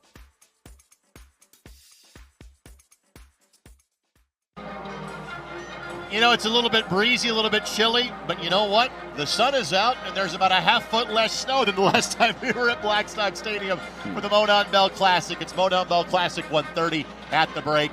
DePauw leading Wabash by a score of 14-7. A special guest is now joining us high atop the press box here at DePauw University, Louis Giagrande, who is the Chief Marketing Officer for LG Electronics USA. Louis, thank you so much for being here. Thanks for having me. The reason that we have you here, we've got plenty of cameras here for our broadcast on ISC, but there's other ones that you will see as part of our broadcast today, and that is part of a series called The Rivalries that these two schools certainly are a great part of. So simply put, to start the conversation, tell us about the rivalries, and let's take it from here. Great. So, we're LG, and we really love to champion and celebrate people who make life good, and who makes life good for us on game days, but the college athletes, right? So when we started working with the NCAA, we said, what can we do to really showcase the fruits of these students, athletes, and the hard work they put in? Because these guys, they put in just as much work as a D1 athlete, just as much work as sometimes the pro athletes, and there's no big payday waiting for them at the end of this, right? They're doing it for the love of the game. So we said, why don't we create a channel that we can put on LG TV, all our smart TVs, free for anyone who wants it, that can showcase all college sports. So D1, D2, D3, more than just the sports you're used to, rowing, volleyball, everything. And really, it gives all student athletes an opportunity, to showcase the fruits of their labor.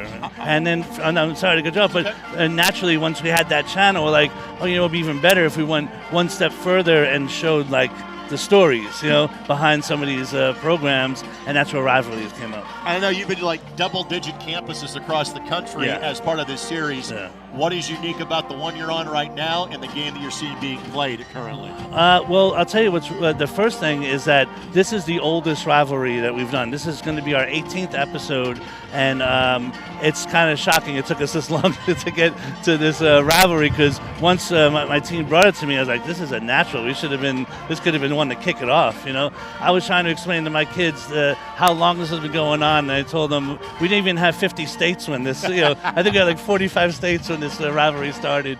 So so this has been fantastic, and the community's been so good.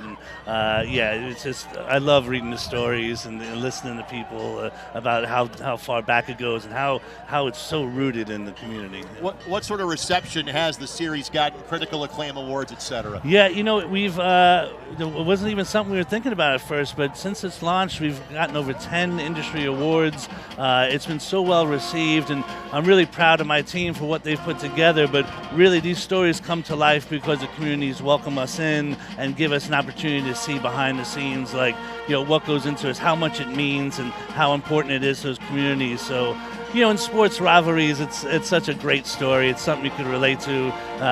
No matter what sport you like, what it is, that those deep traditional rivalries is such a great story. And again, we think the viewership of this one's going to be through the roof because having been around this rivalry, I know how passionate. I know what this means. There are watch parties internationally that are literally watching this conversation right now. But in terms of previous episodes. Is there really one that maybe has kind of stood out in terms of viewership for you? We had one that was with Harvard and Dartmouth where we did the women's rugby matchup there, which was really well received. But all of them, it's like we could weigh it by viewership, but I like to look at it as how important it is to the community is that we have something's documenting it. I mean, they have a lot of ways that they could document, but by bringing this to life and putting it on the channels, now we're sort of broadcasting this rivalry to the whole nation. So now the most important and final question of our conversation. When can fans see the episode that you are literally producing as we speak? What is the best way to go about it? When can fans expect to see this in consumer form, if you will? So we're aiming for early January, and we're going to also be setting up viewing parties and watch parties with both schools. So we give them an early sneak peek of it, and really just thank them. Again, I just want to thank both schools for being so welcoming and really allowing us to tell their story. And I really hope we do them justice, but I'm pretty sure we will. Again, Louis Giagrande from LG Electronics USA. Louis, thank you so much for the time. You. I appreciate it. It's cold. If you get a jacket on, enjoy the rest of the game. We'll take this 1 minute timeout. When we come back, we'll get you some first half highlights. Again, our score at the break. It is DePauw 14 and Wabash 7. You're watching the 130th Monon Bell Classic right here on ISC.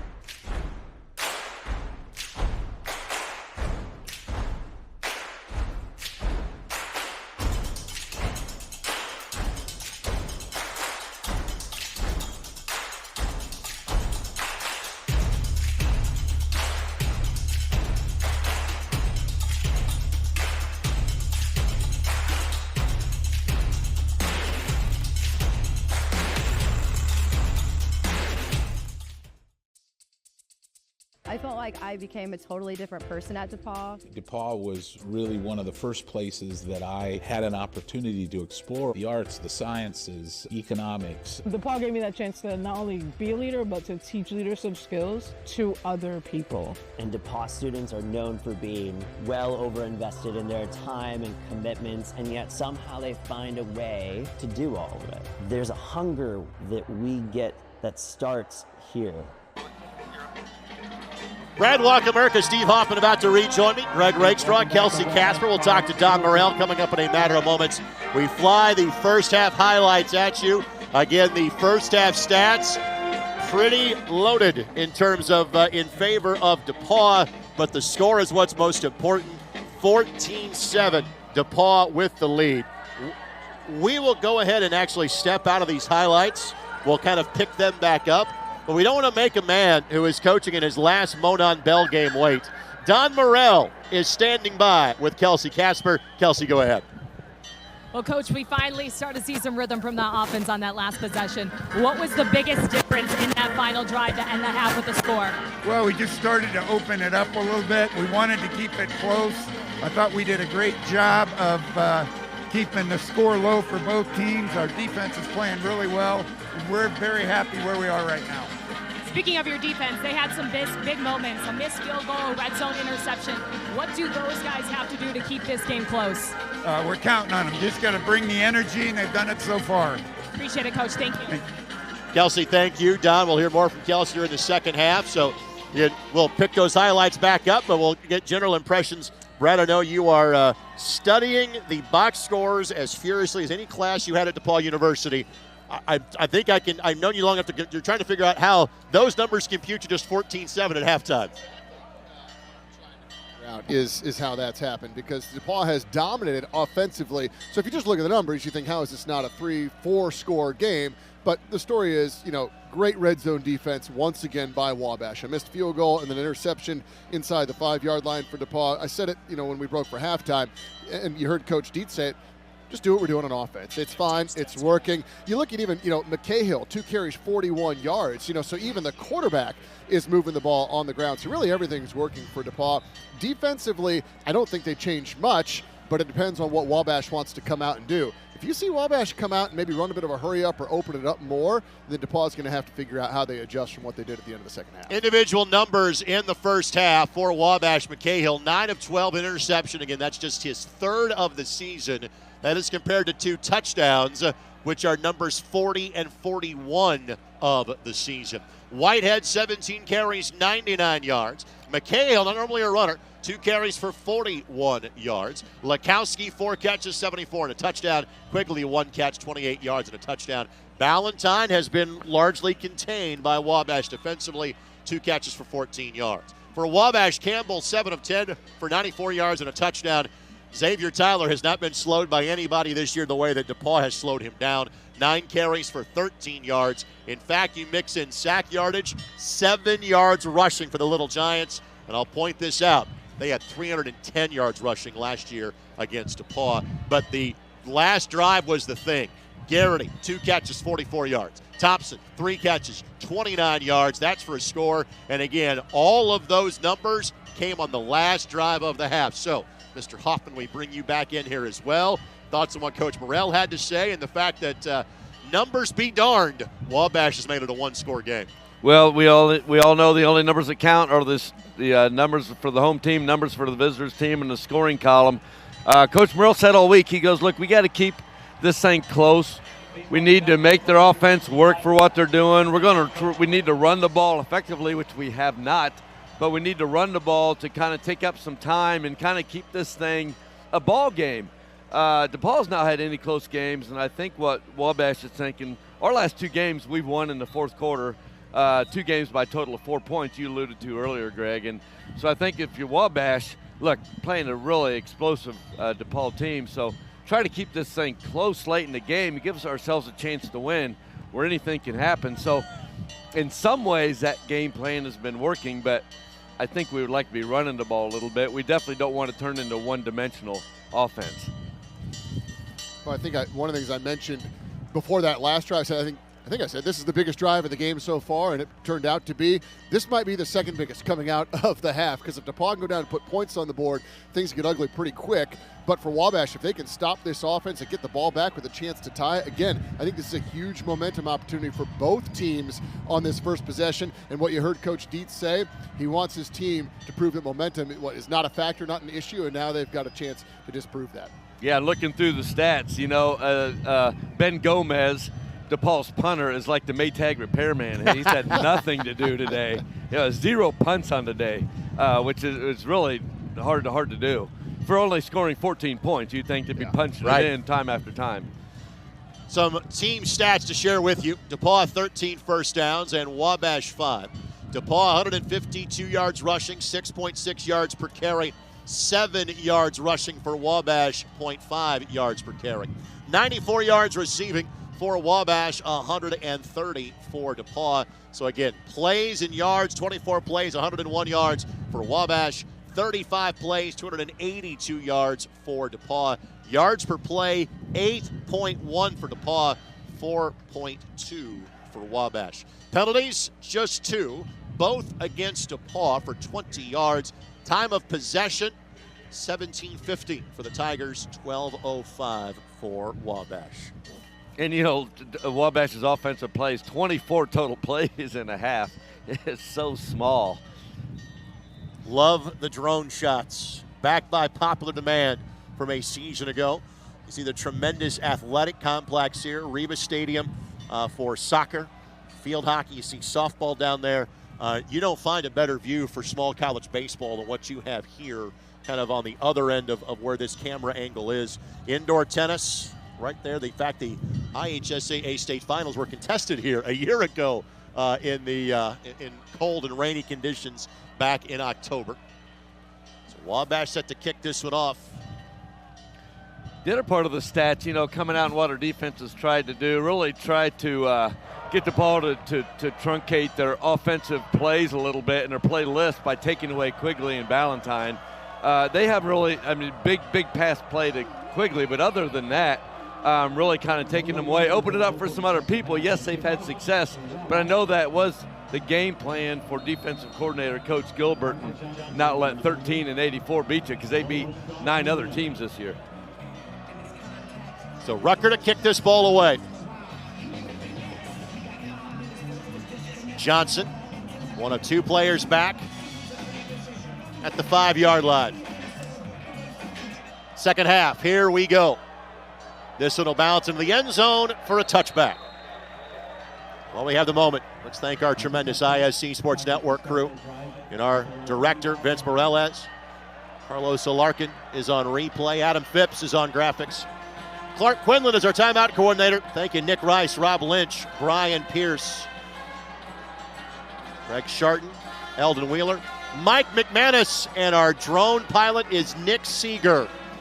They are all combining to bring you these shots on this glorious Saturday afternoon here in Putnam County. Here's McCahill. It was Rennie who was the starter in this game 2 years ago in a 49-14 win. Chase Andrus before that. Now McCahill, who has thrown his 81st and 82nd touchdown tosses of his career. He was the guy that preceded Danny O'Neill at Cathedral, who's now the starting quarterback at San Diego State. Fake the handoff on the throw. Pop pass, seam route. Quigley makes a man miss. Quigley, foot race. Can he go 75 yards? Yes, he can. Touchdown Tigers, no flags. That's a start to the second half for the home team. Well, we said they couldn't slow down the DePauw offense. It was only DePauw slowing themselves down, and that proved it right there. Quigley, you can't keep him quiet for too long. Another long play. What a start to the half for DePauw. Just what they needed to regain momentum. Quigley's 12th touchdown of the season. He has touched the ball twice today. He has scored touchdowns both times and has 103 yards receiving. And it's right back to a 2-score game.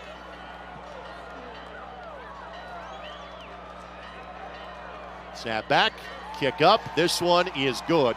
We'll keep it here since we're all of 13 seconds into the third quarter, but a dream start for the Tigers to have 2. I mean, this is kind of the score you would have expected looking at the first half stats for Wabash now. Hey, look, you were down 14 just a few minutes ago. You just got to go back on offense. Didn't take a lot of time off the clock there, so plenty of game left.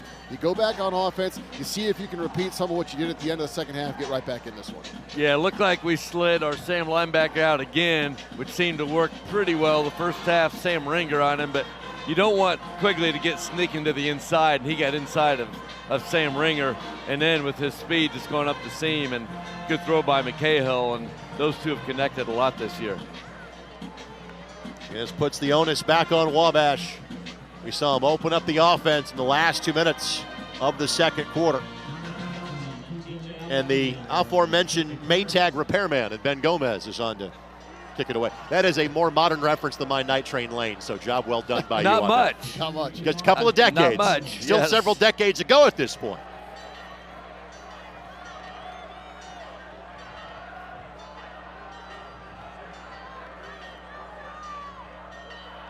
Gomez blasts this one away. Fair catch. And because the ball was bobbled, the fair catch goes away, and Wabash will start this drive inside of the 5-yard line. Well, not yet quite a cataclysmic start to the second half for the Little Giants, but you know, if the offense doesn't get anything done here and then DePauw goes down and scores again, it's starting to get that way. And good job just to stay upright again. Boom, lowered yet again by DePauw defensively. So instead of the 3, it goes all the way back to the 1. In other words, you can't advance the fair catch. So 99 yards away from the end zone starts this drive for Wabash College. And Alexander, his knee almost hit down in the end zone too. That could have been a disaster. Well, which is ironic though. If he would have muffed that into the own end zone, we'd have been out. Correct. Yeah. So Tyler flanking Campbell. Tyler does get out of the end zone. Marsh stands him up. It'll be a gain of 2. And frankly, you're just trying to get room to get your punt team out there, trying to get at least a first down this drive if you're Wabash. Yeah, I think that's right. Get out of the shadow of your own goalpost, literally down here, as they say. Those shadows won't be kicking in too much longer from now. Even as fast as this game has gone, sunset at 5:30 this time of year. Wabash looks to throw, and it's intercepted, picked off, 15-yard line. Bruder with the interception. We mentioned Bruder, Marsh, how good those linebackers are. Bruder was close on one earlier in the first half. Gets his hands on this one, and DePauw's in great field position. Now Campbell showing a little bit of that youth and experience there. Bruder sitting there waiting. The intended target for the Little Giants was Cannon Chase. Again, really good pass protection in time, kind of similar to what we saw earlier in the first half, where Campbell's just looking to find his receiver in one of those windows. There were no windows, completely shut by the DePauw defense. I think he had a chance to get the little air under the ball and get out in front of him a little bit. I couldn't tell from the replay where the other safety was coming over, but maybe there was nowhere to go. But either way, it's a pick for DePauw. For Campbell, just his second. DePauw, Whitehead out of the backfield. Rupert steers him out of bounds at about the 6-yard line. That should be right around the first down mark. We'll see if the chains will move. They will. First and goal for the Tigers. Yep, just not much there. Taking the check down, real patient, and plenty of room for Whitehead to run for the first down. Whitehead, like we said earlier, frequently used out of the backfield and frequently used in terms of running the ball into the end zone. Touchdown. And what a start for DePauw in the span of 87 seconds. 2 touchdowns, and they lead it 27-7. Whitehead really was the focus of the DePauw offense in the first half. 17 carries, so he gets rewarded here. Has a nice catch for the first down, and then the C's part there for the walk-in touchdown, rewarding him for really being a big part of the DePauw offense so far. Was not touched. The first rushing touchdown of the game for DePauw. Whitehead now 100 yards rushing on the game, and all of a sudden, there's some daylight. 28-7, DePauw leading this one. We'll take a 60-second timeout. You're watching 130th Monon Bell Classic on the ISC Sports Network.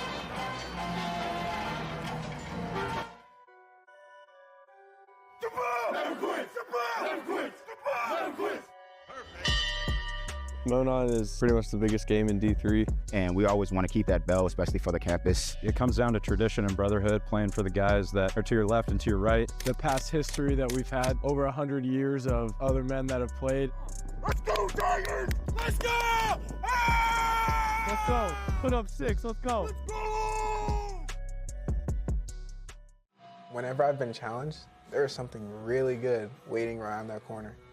When I've been challenged to put in more effort on the athletic field or put in more hours to read or to study for a really hard exam, I see good results because I was challenged. My freshman year, I was challenged in every aspect, but I came back even stronger because of those challenges. To me, challenges are what make life fun. Back to Blackstock, and the large lead of the game now belongs to the DePauw Tigers at 28-7. Again, Wabash had momentum going into halftime. Well, DePauw has quickly wrestled it, Brad, right back. Yeah, this is exactly what Coach Dietz was hoping for, to stave off that momentum that Wabash had at the end of the first half. And, wow, I said it at the timeout. I said this escalated quickly. It really, really did. The turnover, the long touchdown, 1 play, and 2 plays later, and the kickoff. Yeah. And every play of the second half so far has gone DePauw's way. The first play from scrimmage was the long pass to Quigley. Wabash even buffs the kickoff to get the ball in the 1, got no gain on the first down, then threw a pick, and then in 2 plays, DePauw's in the end zone. So you're right, escalating quickly is an understatement. An interception thrown by Campbell, just his 2nd of the season. He's been the starter the last 8 games. Little Giants will bring this one back. Their 2nd kick return of the day, and there's something here. Bouncing it outside. Opportunity. And they'll cross the 50-yard line. Connor Thompson with the kick return. It was Ringer earlier. Wabash desperately, Steve, needed that. Yeah, it certainly did. And the Wabash faithful who watched us all year going, why have we been fair catching kickoffs all year, kickoff returns all year? I joke with Coach Morrell about it because he points out the starting field position is better when you fair catch all your kickoffs, but we've done that all year, so nice return there. We don't see much of that. I appreciate Don kind of giving us the heads up before the game. Hey, listen, we're going to return the kick. Don't be surprised, knowing that they, frankly, from an injury standpoint, just don't do it. They just fair catch it and take the ball to 25-yard line. Holdings that set you back deep in your own territory. He just doesn't like them. Looking for the big play. Great coverage. Campbell buying time. Good job by the receiver and Thompson to break off the route and get a positive gain. But you almost get the feeling, Steve, now it's got to be points every drive for Wabash. Yeah, that like we said, it happened quickly, and you certainly do. We're down 3 scores, and earlier it was just trying to stay in the game and get the score every now and then and get the offense to do something, but it's a little bit more of a game than that right now. 7-yard completion. Bruder, who had the pick on the last defensive play, out to make the tackle on the far sideline. 2nd down. Handoff, spinning off of a tackle and a 1st down. Again, that's Dickerson, the freshman, who picks up 5 and picks up a Wabash 1st down. This is really what Wabash needed, a big kick return and then sort of a busted play, but like you mentioned, Greg Thompson did a nice job of cutting off that route, turning it into 5 yards. The run there for extra yards, stand on your feet. I mean, these are the things Wabash needs to piece together here to get points and stay in the game. Dickerson, uncommon size for a Division III running back at 217 pounds. Hand off Dickerson. And again, Steve, Wabash can still run the football here. You just got to be efficient on every drive. Yeah, you're right, because we saw what running the football does in the first half. I mean, it's with the clock. I mean, we ran the ball all but 4 plays, I believe, of our first 17 plays, and the first half went by in no time. So you do got to start keeping an eye on that. At some point, being down 3 scores, we certainly didn't think we'd be watching the clock this early in the second half, but the score has gotten out of hand. Pressure. And completely blowing up the play that time was the pressure. Nolan and Gould, the junior-senior defensive end combo, both got to the backfield. It's incredible. You look at these 2 quarterbacks. They came in with a combined 3 interceptions. That's mind-boggling.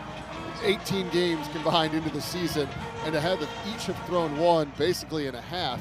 I mean, that's not all that surprising in a normal game for these 2 guys, and it's really changed the tide of this game. See the numbers on 3rd downs. They've not been great to the Little Giants so far. Likely 4-down territory. Catch made.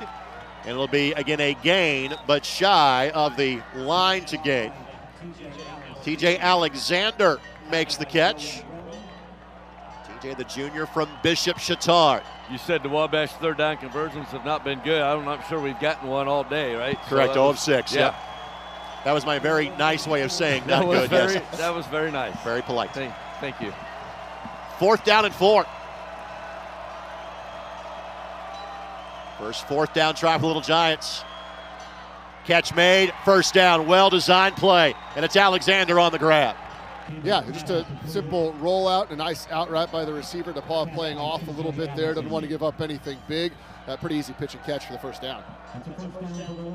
Yeah, and Wabash gone with like now bringing in an extra lineman. Here's a good look at the 6th lineman formation that we've been doing some this year. We have 6 guys numbered 50 to 79. We have 1 in the tight end spot up top, if you will, in that 3rd spot from the center. And we still have a tight end in Connor Garrity. Jumbo formation here. With that, just run the ball. It's a flea flicker. It's a reverse. Alexander outruns a defensive lineman and does get some positive yardage. Crazy play. It almost looked like a fumble on the hit. It was a design play, a move around there. Now the DePauw coaches, I think, are really upset about what they thought was an illegal block. Well, it might have been a block in the back. Jake Comer is down behind the play. And again, that's the hit that the DePauw sideline thought could have been a block in the back. You see the lineman and Cameron Ford at 6'6" and 273 put his hands up trying to avoid, again, making that contact in the back. If it was that one, I think they were thinking that could be a blindside block. Right. It's forceful. I don't know what the language is in college. Forceful contact is what they're looking at, but holding their hands up, they're usually not going to throw that. That's how the game has changed and for the good, guys. Well, hold your hands up. I don't think the DePauw coach would like that angle. You hold your hand up, then you put your arm down into it. I think I'm that saying could have 3 been years called. ago, Yes. he's lowering his shoulder and blowing him up. Yeah. Oh, yeah. It's an injury Absolutely. situation. You know, hopefully Comer's he's come back after an ankle injury. They didn't think they'd have him at all for this game, and he was able to suit up, and we've seen him out there for a few snaps now coming off. Hopefully, not sure if that's the same injury or something new, but for DePauw, you hope you see him back out there. And Comer was a difference maker in the first half. He had 6 tackles in the first half, did Comer. It's a great effort to still get that pitch off. That play almost got blown up. Different quarterback in here as well for Wabash. Fake the run, the throw. So the quarterback on that play, Adam Mullett.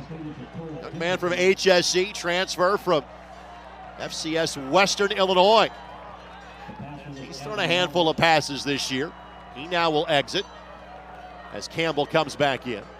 Out of the backfield, that was the freshman in Dickerson that made the grab, just his 5th catch of the season. So Wabash is emptying the playbook here, as you kind of have to when you're down 3 scores in the third quarter. Yeah, and Adam Mullett, as you see, is 6'6", 200-pound quarterback. Don't see too many 6'6" quarterbacks in Division III either, but interesting to see Adam in there for that one play. Handoff to Dickerson. This is the more conventional handoff. Garrity is the lead blocker. Doesn't get the first down, but he does get to the 5-yard line and a 7-yard pickup, 2nd and 3. Yeah, well, now we get a chance to see DePauw's red zone defense. They've also been successful. We talked a lot about Wabash's, but DePauw's defense, they've been successful all over the field all year, but their red zone defense is ranked up there as well. Their defense has been phenomenal all over the field. Dickerson, 5 carries now for 18 yards, and they're finding a little more traction with Dickerson than Tyler in this game. 3-man shift to the right side. And handoff goes that way. Simple numbers game. Touchdown, Little Giants. Dickerson, his 6th rushing touchdown of his freshman season. What a response by the Wabash offense.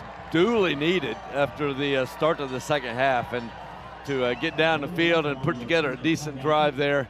And like I said, Cole Dickerson, you'll see him. It looks like they're going to start using him more today, but you'll like the way he runs. He's just kind of a big, smooth runner, and you can see it a little bit on that drive there. I think you go back to the kick return, too. How big was that to start the drive in DePauw territory? The less plays you can run against this defense, the better, and that's a great drive. So 28-14, we'll keep it right here. Midway through the third quarter. Wabash on the board for a second time today. And again, Wabash now, only Denison has scored more points against DePauw this year. And yes, I realize Wabash has just 14 points. That's how good DePauw's defense has been. And Brad, do you almost start playing keep away a little bit here if you're DePauw? They have been successful running it or throwing it. Is it almost 4-minute drill time here in the third quarter if you're DePauw? I don't know, simply because everything's been working. I mean, you ran one play and scored last time. If you can score, score. And right now, everything's working. Still 8.5 minutes to go for third quarter. I think you just keep to your offense, put points on the board, and try to extend that lead. Right, that's exactly right. Because if I'm the Wabash defense, I'm hoping DePauw does something different than they've been doing, because it's just like you said, they've been going right down the field. Haven't seen the DePauw punter we talked about all day, so it's like to force a punt here or get a takeaway, which they emphasize. That's where DePauw's passing game being so efficient helps too. You know, you could probably get moving the clock with completions, the way they run their pass tree. Right. And this kick will easily reach the end zone. Again, there's a little breeze behind it, but DePauw will bring it out. And there's some room here. Right down at the 30-yard line, a little bit further out than that. So the last solid kick return for the Tigers, we saw a couple of penalties come in. Not the case this time. So this drive for the Tigers will start at the 32. Yeah, such interesting, differing philosophies on kick returns for these two teams. So we have seen Wabash DePauw's bringing it out of the end zone and actually has had a couple of nice returns. And those returns played a key factor in this game. Returns or non-returns, as we saw on the muff return from Wabash earlier.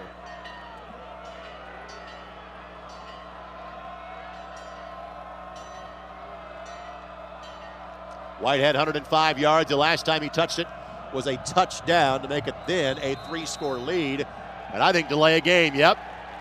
0 on the play clock. So that's it. One of the things Brett Dietz told me before the game, he said this crew in particular really likes to get the play clock moving very quick. He said, I think that will be a factor. It may cause us to burn some timeouts. It did in the first half. They nearly had to delay a game. We just saw one there. Something to keep an eye on. The broadcast crew typically appreciates that, keeping the game moving. Yeah. This game has not suffered from lack of pace, as we are midway through the third quarter already. Handoff to Whitehead. I'm not sure the 5 yards, given the way DePauw has moved the football, is that big of a detriment. He just casually picked up 10 yards off left tackle. Yeah, he said, I mean, the big plays have been in the passing game, but I mentioned when he scored, kind of rewarding him, was 17 carries, 99 yards in the first half. He's really had a nice game. Whitehead picking up where Gus Baumgartner left off. After going back and watching the last 2 years' broadcast, there had to be at least one Gus Bus reference on the broadcast from what he did as a tailback for DePauw the last 3 seasons. 2nd and 5. Again, the handoff. Whitehead, Rupert there to meet him. Gets 2, maybe 3, sets up 3rd down. A huge play coming up here now for the Wabash defense, and you've got momentum with your offense. You've moved the ball. You know, take away the short field of the end zone. The last 2 times you've had the ball for Wabash, you've moved it going back to the first half. So if they can get the ball back in their offense's hands, they got to feel really, really good. Big play for DePauw. Yeah, and I think DePauw's was coming up seeing how many people we have in the box. That's why they're giving the ball to Whitehead so much, because we're getting Ringer out of the box on Quigley a little bit and just taking what they're given. Fake the handoff to Quigley. McCahill will cut it back. McCahill, 1st down. And of the long litany of what DePauw does well offensively, probably pretty far down the list was a McCahill run, but 3 times, Brad, he's made big plays with his feet. He's been phenomenal on the ground today. You know, a couple of design runs in the first half, and now this is just him doing what he needs to do to pick up a 1st down. Wabash had that play action fake covered really, really well. I think they wanted to go out in the flat, maybe to the running back, and McCahill able to make one guy miss and pick up the 1st down. And he is the NCAC record holder, as you see on your screen, for single season touchdown passes. He has added to that today. So he now has 42 on the season. Blitz coming. McCahill reads it. Quick hitter, Ballantyne. Ballantyne bought down eventually by Rupert, Epstein, etc. He does give ground, which I think, no, they're going to give him the 1st down. 10 yards, 1st down for DePauw. Yeah, he's kind of right on the sticks. Thought he maybe took a step back and then got spun down right at the marker. Yeah, good look there at what every defense tries to do, strip the ball. And in some ways, you know, if you're a DePauw fan, you're just hoping, you know, go down, because you see him like just trying to rip that ball out. And so the longer you're on your feet, the more chance that can happen. Well, we talked about this. You know, DePauw, I think, would like to move the ball, but do so in a more methodical fashion.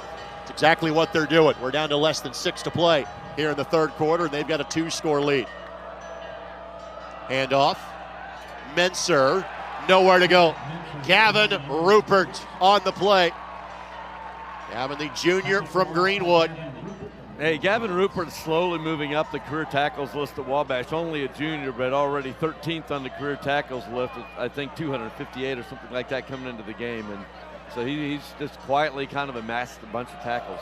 69 tackles coming into the contest, 11 for loss and 3 sacks for the former Greenwood Woodman. One of the rare times that DePauw has been behind the chains today. 2nd and 13. Blitz coming. McCahill dropped. Sacked by Wabash.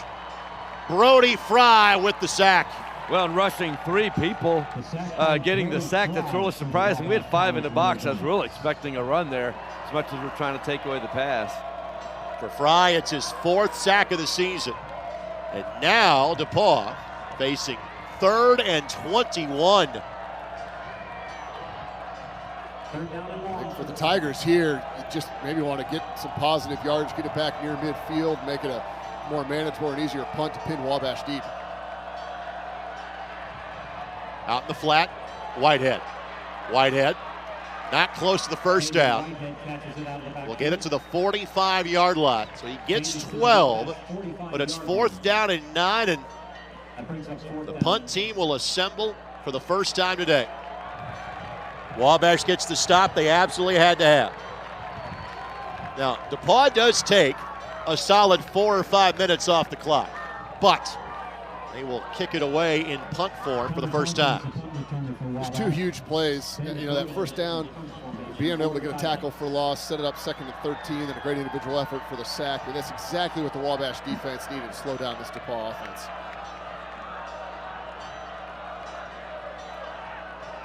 Good pressure applied. Gomez's kick. Thompson will simply let it nestle down. A pro DePauw roll will go down to the 11-yard line.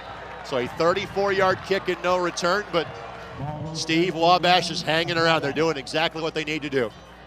Yeah, hanging around. Would like to be hanging around a little closer to the goal, but nonetheless hanging around. And it's going to be really big here because our last scoring drive was less than 50 yards because of that big kickoff return. It's going to be interesting to see if we can put together now a 90-yard scoring drive. Let's go down to Kelsey Casper. Brand Campbell is the quarterback today. Beginning of the year, maybe he wasn't supposed to be. Kelsey Casper has more. Yeah, guys, after serving as the backup for Liam Thompson for 3 years, Blake White patiently waited for his opportunity to start, which he finally got this season. But in just the 2nd game of the year, Blake tore his pec and was out for the season. Ever since then, this team has relied on Brand Campbell to carry this offense. But despite all those years of waiting and doing everything this team has asked him, Blake had surgery the following day and was immediately back on the sidelines the following week, helping coach this quarterback position, even doing it in a sling. Coach said that's a testament to the person he is. He's a tough kid, focused on helping this team while also earning his law degree at Wabash. People don't exactly understand the fact there's not that many assistant coaches at the Division III level. So literally, he's legitimately like an assistant coach on this team, is White. Yeah, that's a really good point. You have somebody like that. We have another coach who's a full-time coach now because he graduated, but was a coach for all 4 years as a student. I'm sure the same is on the DePauw side as well, but you're right. You're getting resources wherever you can in these programs. So first down. But she's right. It was so tough with Blake White because we're all rooting for him. You know, he was behind Liam for 3 years. Then Liam came back for another one. Well, he's behind for 2, and then Liam decides to come back, so now it's 3. Now Blake gets a shot and then gets injured in the 2nd game of the year. Take the handoff. Out in the flat, catch made. First down, good move made on that far sideline. Coming up a bit gimpy, though, after the play. That is Cannon Chase. Springs Valley High School for Cannon Chase. He's got 21 catches coming into the game. That's good enough for a Wabash first down. Well, he's been playing injured, but not with the ham. He looked like he kind of grabbed his hamstring a little there. But he has been playing injured with a stress fracture of his foot, but that doesn't seem like that's what would have been the problem there. For Chase, that's his first catch of the game. On the handoff, Dickerson. Dickerson bounces off the tackle, 40-yard line, 8-yard pickup. Steve, what has changed now in the Wabash running game?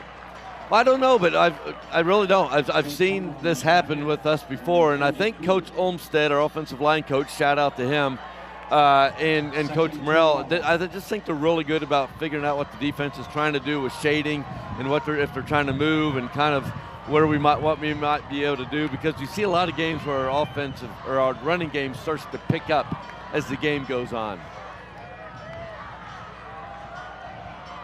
Out in the flat, catch made, first down. And I guess I need to point out, the last time that Wabash won the Bell, they came from 21 points down. That was at home 3 years ago. That is known as the Liam Thompson stiff arm game. Here it is, 28-7 in the second half. Now 28-14, and Wabash starting to pick up the pace offensively yet again. They're doing a nice job just taking what DePauw's defense is giving them. DePauw, not sure they're not giving up a big play, a lot of stuff underneath. Campbell looking, throws, has a man. Great find, first down, taken down 19-yard line. TJ Alexander, and that will be a gain of 35 yards. What a great job by Brandon Campbell sliding up. You know, we haven't seen him enough to really know what kind of quarterback he is yet. At least I haven't. But being able to come up and keep his eyes upfield, which a lot of quarterbacks don't do. A lot would have tuck it and run right there. But to keep his eyes up and then see the open receiver, that's just a really headsy play by Brand. Had a defender bearing down on him too. Great play. Yes. Handoff goes to Dickerson. And Dickerson will get a yard or, well, just a yard. No second option needed. 2nd and 9. And Comer back out there on the tackle. And that play right there was the kind of play we saw for, you know, every possession in the first half, if you're Wabash, every play except for the last one of the first half. Momentum on the side of Wabash, but if you tell Brett Dietz and company, hey, you got a 2-score lead in your building going to the fourth quarter, he'd take it. That's exactly where we are. 28-14. Fourth quarter, the Monon Bell comes your way next on ISC. Wabash always fights. Our motto brings the spirit of competition to everything we do. In top-notch athletics, we have a championship pedigree that is unrivaled. Off the field, we boast outstanding theater, music, and choral programs, intense intramurals, gaming, and more. The Wabash experience doesn't end at the classroom. Whether you play to win or just for fun, this is the place to be. Come to Wabash. Play more. Before I was on campus, I was very nervous because I got to make friends and my teacher's going to be nice. But now that I'm here, all my fears have washed away, and I'm more excited to learn than I have been in a while. And that's one of the things I think that DePauw does incredibly well. It provides an opportunity for individuals to find their place in the world, and that's something that the university provides everyone who comes here. It's never the last time you're at DePauw. You'll always be back, and I know that I'm coming back for these people and these places and these memories that I have. 2nd down and 9 at the 19-yard line. First play of the fourth quarter. Thanks for joining us on ISC. Here comes pressure, and this time the youngster from Florida cannot get away. Campbell is sacked, a loss of 6.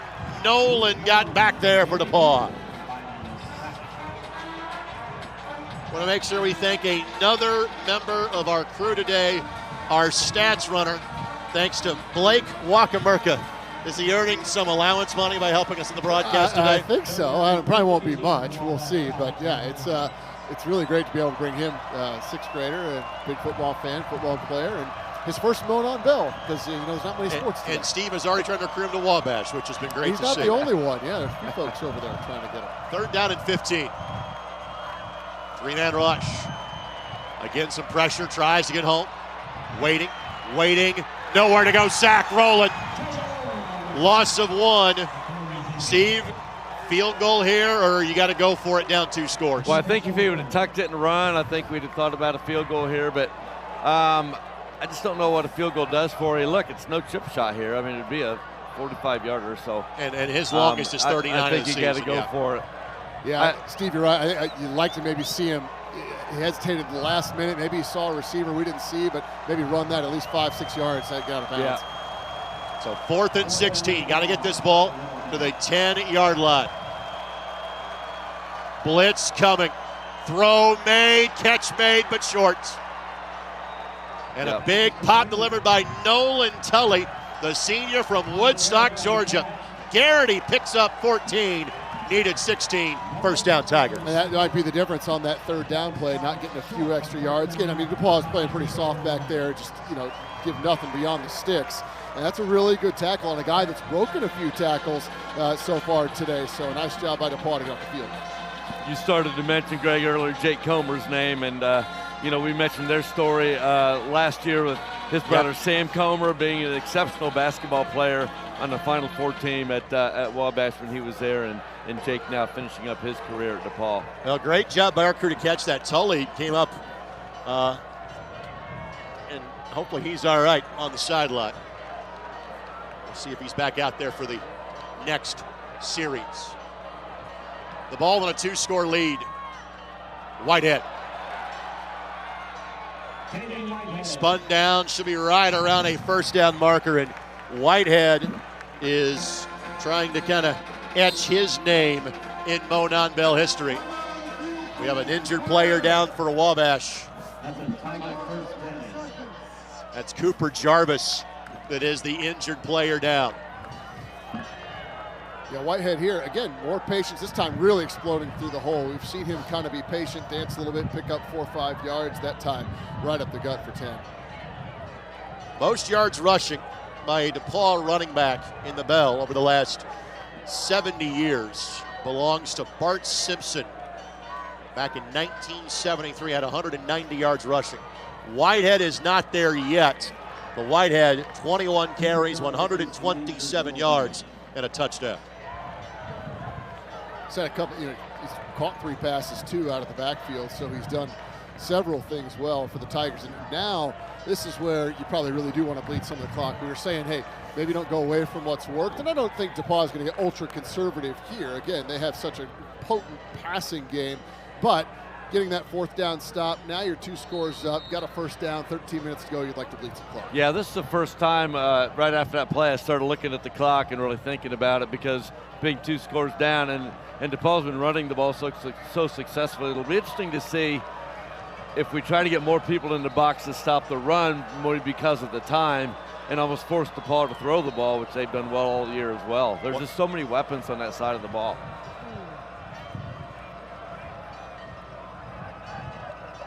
On the handoff, Whitehead. Not much there, but again, you'll take 4 yards and the clock running every time if you're the Tigers. Yeah, absolutely. Looked like not a lot, and then you look up and, hey, there's 4.5 yards. It's exactly what you want. Some good blocking on the outside, and Whitehead just lowers the shoulder, and it picks up a couple more. Because our focus has been on the Bell, there's some other kind of couple of big picture things we haven't talked about yet. DePauw going for a 4th consecutive NCAC championship. Last team to do that, well, Wittenberg and Wabash have done it in the 40-year history of the NCAC. Handoff, Whitehead. 1st down.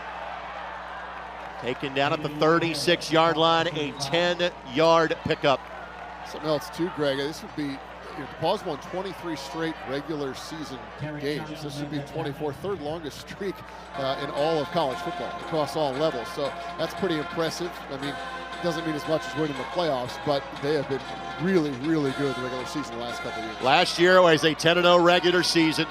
That was the first 10-win season in DePauw's football history. And again, they are in line to get potentially multiple home games here at Blackstock. Let's talk about the revamped Division III playoff format in a moment. Fake the handoff, McCahill looking for the big play. Ballantyne. There was a little bit of a tug there, but not enough, says the field judge, to throw a flag. 2nd down. You talk about streaks too, the winning streak. Ballantyne's caught a touchdown in 14 straight games. We're kind of on watch for that at this point to see if that's a streak. That's an absurd streak, by the way, too. Yeah. Yeah, so I think Wabash going there more toward the 4-down lineman, really trying to. I think we just got to start taking away the run. It still seems silly to even say that with the receivers that DePauw has on the outside and McCahill throwing the football. On the handoff, that's Carson Johnson. The other thing Coach Gilbert talked about, Brad and Greg, was every team runs RPOs. They call what DePauw does a little bit like PROs. Like they're looking to pass first. Right. They're like looking, can I pass it? No, I better give it, rather than the other way around. So 3rd and short. Whitehead back in for this play. Tigers looking for their 20th 1st down of the game. And again, they will go at a deliberate pace. They largely have for the course of the game. But time is their friend with a 2-score lead. Play clock is at 5. Whitehead cuts it inside, has it. Able to run through that first contact. Needed 2, got 3. 1st down, Tigers. Yeah, it was interesting to see that deep ball for Ballantyne, almost like the kill shot there from DePauw.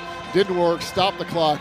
Now you go right back to the ground. 2 plays, pick up 1st down. I wouldn't be surprised to see them keep this on the ground for the way they've been having success. Just try to milk that clock at this point. Yeah, and the offensive linemen love these situations. Like, hey, we got to run the ball now to take up some time, and that's what they just love on both sides of the ball.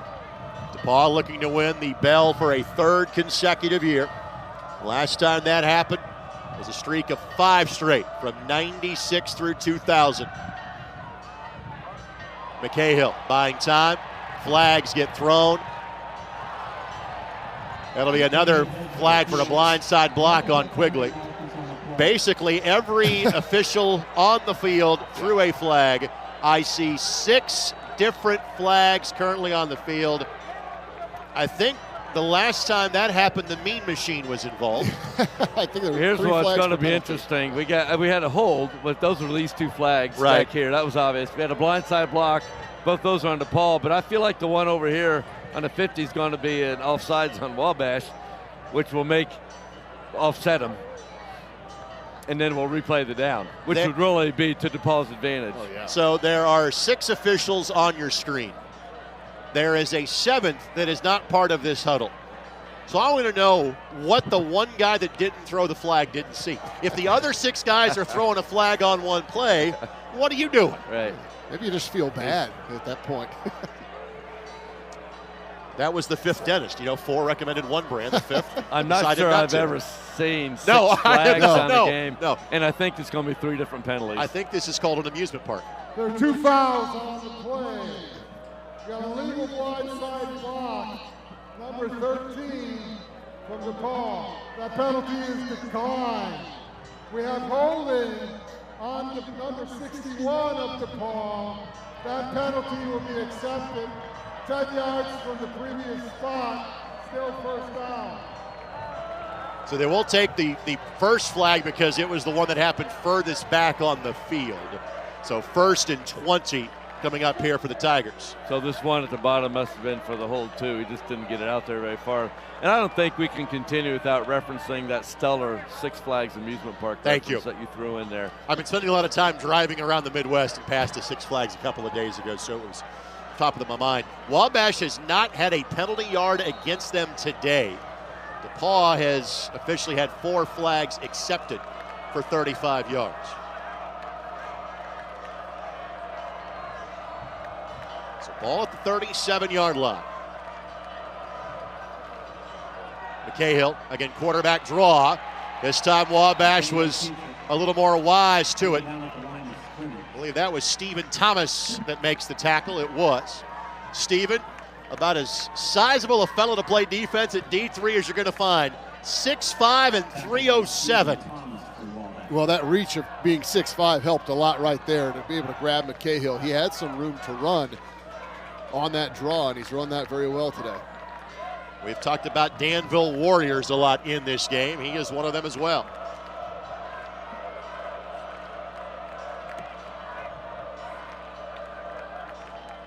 The conventional handoff to Whitehead. Whitehead gets room. Whitehead has a first down. Whitehead is thinking about the end zone. He is steered out of bounds by Epstein.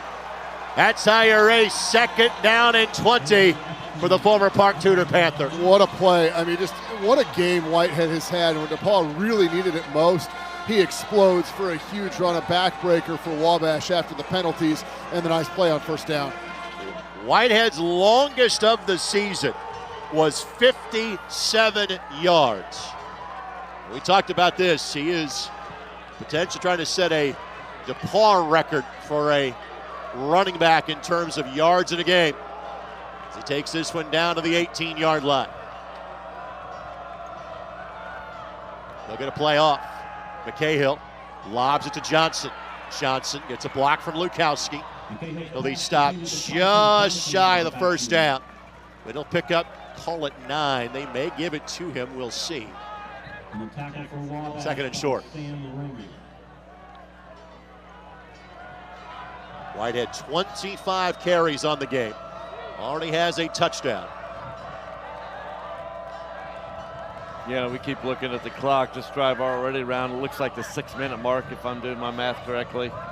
And then punching in the score even adds more to it. Or even kicking a field goal, you got a 3-score game. So clock, all the factor in the world right now. The 2nd and a yard.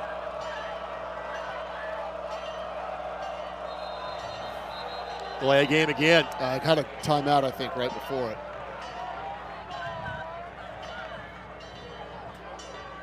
As a flag is down, but again, We'll see if the timeout is given first. Dietz was trying to call it.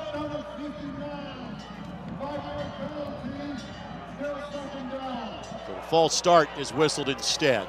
So second down and 6. By the way, that run for Whitehead was 44 yards. I want to take this time to recognize all the alumni from both schools out across the country at these telecast parties. So we have 47 telecast parties Wabash does, I know, around the country, and I think 40 or so of them are with DePauw, and I'm sure DePauw has their own as well. So almost 50 telecast parties around the country watching this game today. The district tap in Indy has already checked in with me. Whitehead on the dive. He'll get the first down, but is a flag down here again? Yes, it is. Have a flag down near side.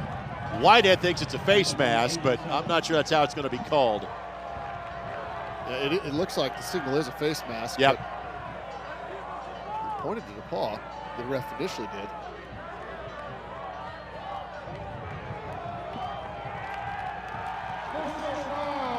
Face mask, number 59 from Wabash. That'll be added to the end of the run, half the distance.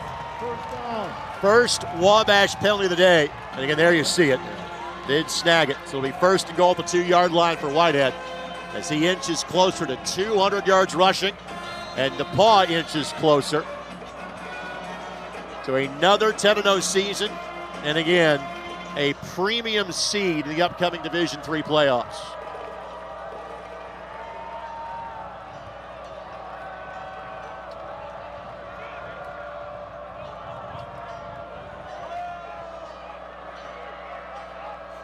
Whitehead cuts it inside, touchdown. DePauw has a 3-score lead with 6:16 to play. What a drive for Whitehead. I mean, absolutely, when DePauw needed a big play, he reeled off the big run, but several other runs showing his patience, showing his burst and his skill set. What an afternoon, what a game for this young man here in the 130th Monon Bell Classic. 199 yards rushing.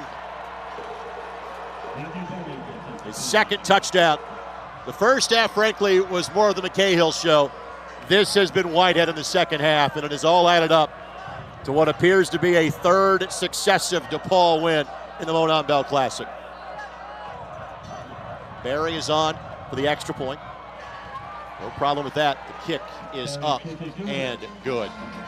So again, to talk about postseason paths here, Wabash felt because of their earlier non-conference loss to a very good Wisconsin-Platteville team, they kind of felt they knew they had to win this game to get to the D3 playoffs. But there is going to be a postseason game for Wabash if there is not a 21-point comeback with 6:16 left to play. That will be the bowl doubleheader that is played in Canton. The Forever Lawn Bowl, part of the Open Doors Bowl series. Those will be schools from the HCAC, the NCAC, the OAC, and the President's Athletic Conference that will play next Saturday in Canton, Ohio. For DePauw, the thought is, again, if they hold this lead here, that they will be seated high enough to not play next week. They will get a bye as the Division III playoffs have expanded from 32 teams to 40, which means the top 24 teams all get to rest. And given the emotion that goes into this game, I think that's a huge benefit for DePauw. Oh, it's absolutely huge. Not just the bye. They're probably going to be a pretty high, probably a 2 seed in the way these brackets look out. So that could certainly give an opportunity to play maybe a bit of a lesser opponent in that second round. Thompson on the run back. Thompson taken down at the 29-yard line. And then a flag is going to be thrown. Not sure if it's a hold going in either direction. As I think we have a dead ball foul as well. I think we'll see both of them enforced. Tariq Oishihi. We got to see a lot of on ISC on that Ben Davis State Champs team from a season ago. Backup linebacker. And there's a lot of juniors and seniors. I can tell you, Coach Dietz, they have a lot of kids off that Ben Davis team from last year that are going to be the stars of the future, especially on defense of this DePauw squad. He got tied up with Carson Foxen from Avon of Wabash. Yeah, I think it still speaks to the quality of this football and the depth that these two schools have built on these rosters. There's some really good freshmen from big, successful programs coming in. They're not playing right away, right? I mean, they got to earn their stripes.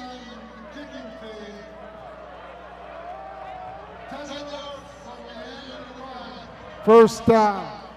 Yeah, Tariq got whistled for the foul that time.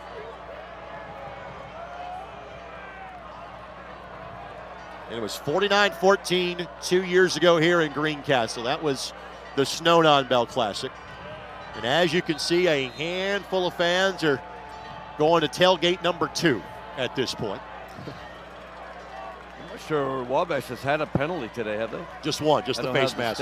The face on the last mask. drive. You're right. And Thompson dropped it. Campbell now 15 of 21, 184 yards, interception, and a touchdown. Well, Wabash knew their work was going to be cut out for them today.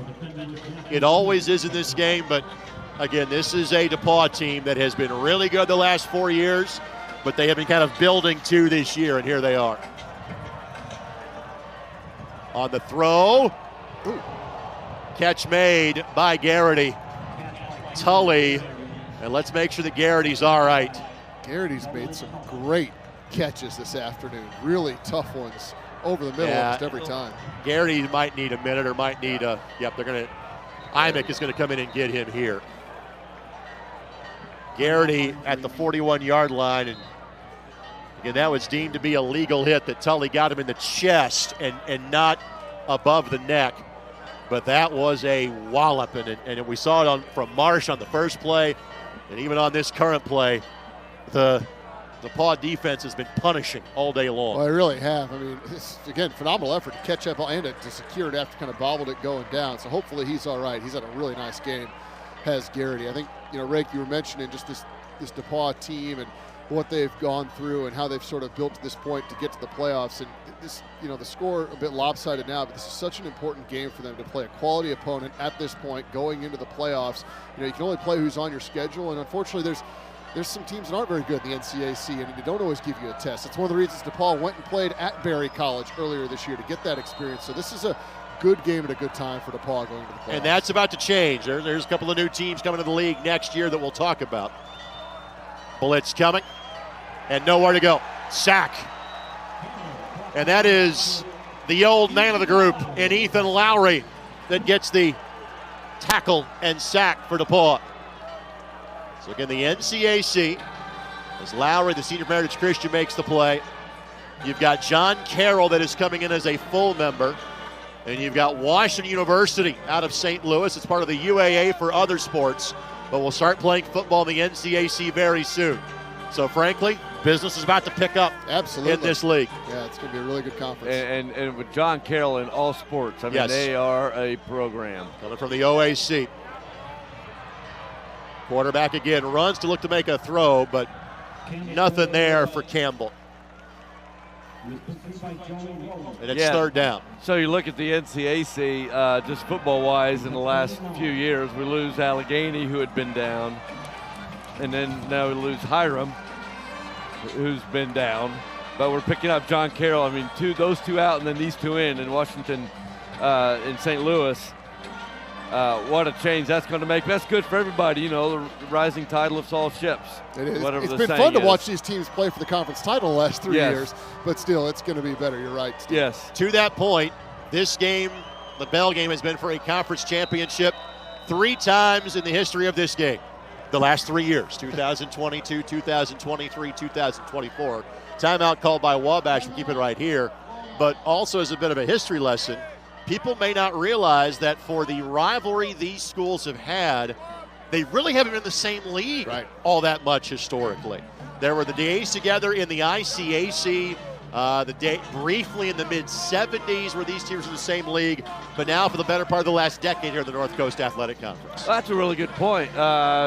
DePauw joined the NCAC, and I don't have the year in front of me. I want to say 2012, maybe 2013, yeah. So 10 to 15 years ago, and that's it. Before that, we were in different conferences. Wabash was in the NCAC, DePauw was in the Southern Collegiate Athletic Conference. When I was here playing, we were playing in Texas and Mississippi and Tennessee. Right, and then in the 90s with the ICAC, we were in the same conference in the early 90s before DePauw went south and and Wabash joined the NCAC. So that's a really good point. And then before that, neither one of us were in the conference. See, DePauw has racked up nearly 500 yards. Both teams had over 400 yards a season ago.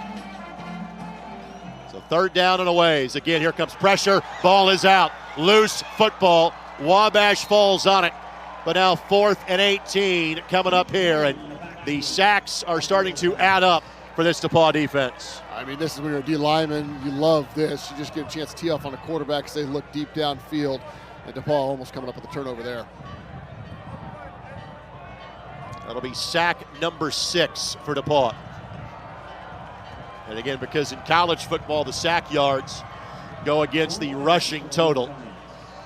You're now looking at less than 30 yards rushing for Wabash, but frankly, DePauw's been doing that to everybody all season long. Timeout going to be called by DePauw with 4:07 left to play. Yeah, not sure if Coach Deitch saw something he didn't like. I want to make sure, no, let's not give up anything right here. Let's try to seal this win.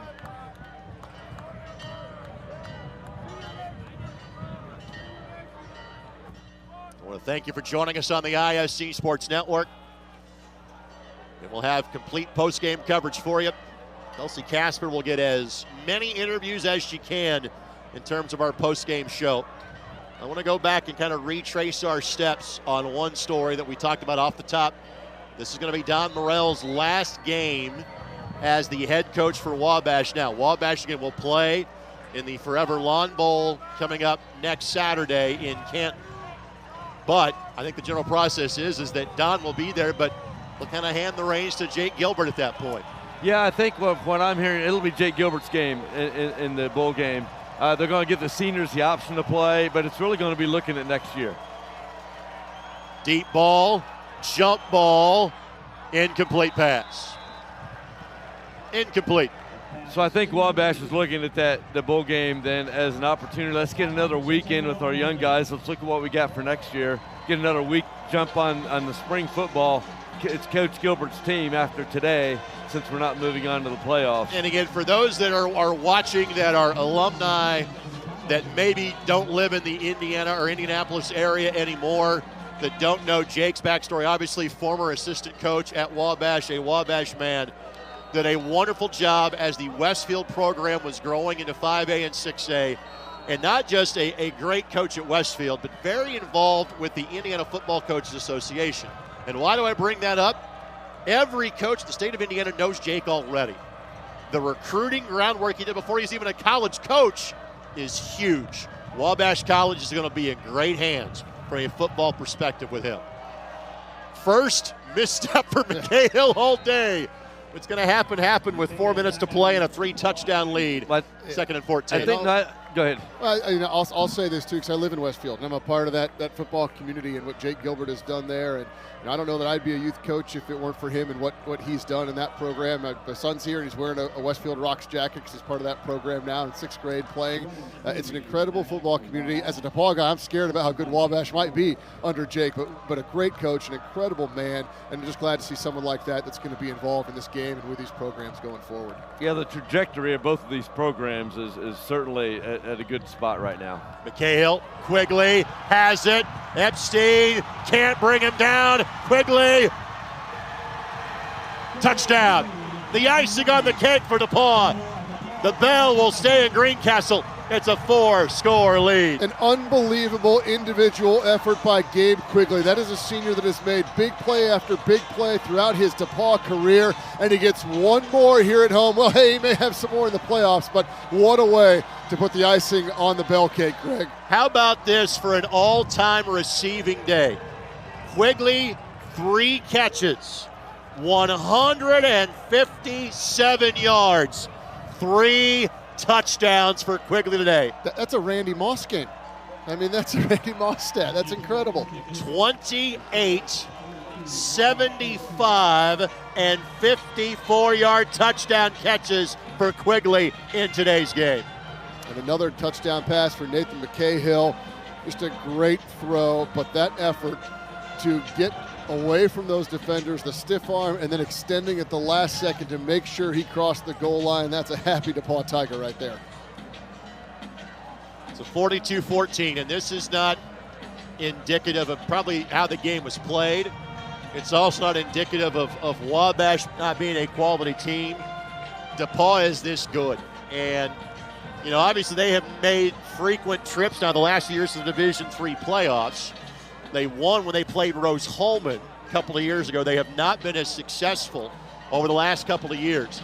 Again, this is a DePauw team that I think has a chance to play into December. Again, they're going to get a bye next week, then get a home game the week after. There could be December football here at Blackstock Stadium. That's crazy to think, but they absolutely expect to be playing into December around here. That's how good this team is. That's the expectations they've built. They really have built towards this over the last couple of years, and now a chance to really make a run. And you mentioned the Wabash team this year. This is a Wabash team coming in, and DePauw was getting all the news and all the rankings. This Wabash team had one loss to the number 8 team in the country coming into this game, and now down 42-14 to this DePauw team. So fake the reverse. Flag is thrown. Thompson has the keeper, but again, there's a flag down. Another one comes down. Now Thompson showing off his track and field skills with the hurdle. That's a really athletic play that's not going to count because they're going to bring this one back. And again, there are multiple fouls on the play. Yeah, I looked a couple blocks in the back, one early in the turn, one as he got near midfield.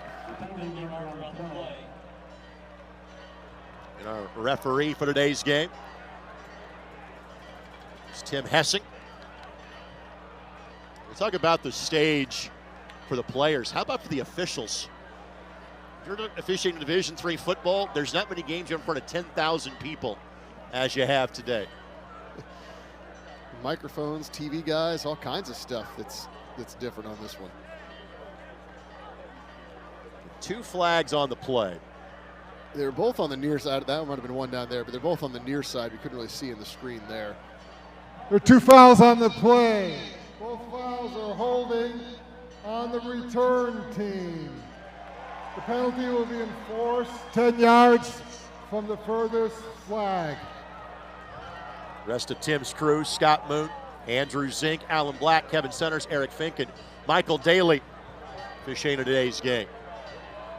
Again, last year and previous years, 32 teams made the Division III playoffs. There were no buys and there were hardly any at-large bids. Again, an at-large bid is no longer a concern for DePauw. They're going to be the lone team from the NCAC that makes it. But again, they are in line to get multiple home games. They're in line to get a bye next week. Of course, Wabash has made it deep runs into the playoffs in years gone by. Tackle made by Ethan Lowry. I want to say the quarterfinal round was as far as the Little Giants made it in their numerous Division III playoff runs. Made it there twice. I know Franklin made a quarterfinal run under Mike Leonard about 15 years ago. That's almost as old as Rake and Walk on the Zone on XL 950. Those were the days. That's a really niche reference for a handful of you. There's still a T-shirt floating around my house somewhere. You can still fit in it too, is the great thing. The pitch out to Dickerson. 3rd down and 10. Well, again, this is kind of the result that Wabash, I think, kind of feared, but not expected. And again, they played better than score indicated. But for a guy like Campbell, as a sophomore quarterback, how does he get better from the day, Steve? Yeah, I think that's right. Look, any bell snaps, I think, Brad, you mentioned bell snaps, used that term earlier. I like that term. Any bell snaps you get is going to help you for the next year. And Brandon just really came on and started getting control of this offense. Campbell throws, Thompson catches, steps out of bounds, 1st down. Thompson in his final game in a Wabash uniform.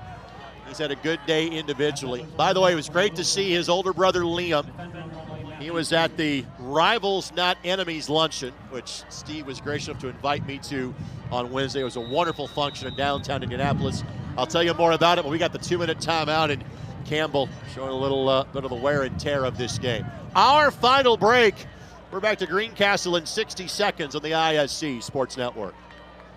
Our students have a gold standard academic experience driven by faculty who know and care about each one of them. We're fostering new ways of seeing and thinking, equipping students with a creative method that can be applied liberally to challenges in society, science, business, technology, and beyond. The fact that a student might do a co-curricular program like Management Fellows whilst pursuing a major in the creative school whilst doing a minor in liberal arts is something you just wouldn't find at another institution. I will miss most all of my Wabash brothers. I can't even really imagine not ever seeing all the guys that I live with and all the guys that I played basketball with. It's an environment where you can just be walking around at night and see a group of people talking and then just go join them. And then all of a sudden you have new friends. It really is that easy here. So I'm gonna miss that. The brotherhood, the professors, the coaches, the managers, just the community, family aspect. I'm hoping that wherever I go work, it feels like this. The DePauw Pet Band with the very appropriate final countdown with 2 minutes left to go.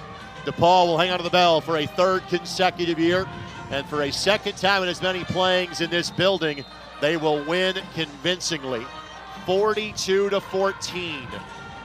On the handoff, it is Dickerson. And again, Dickerson, a freshman.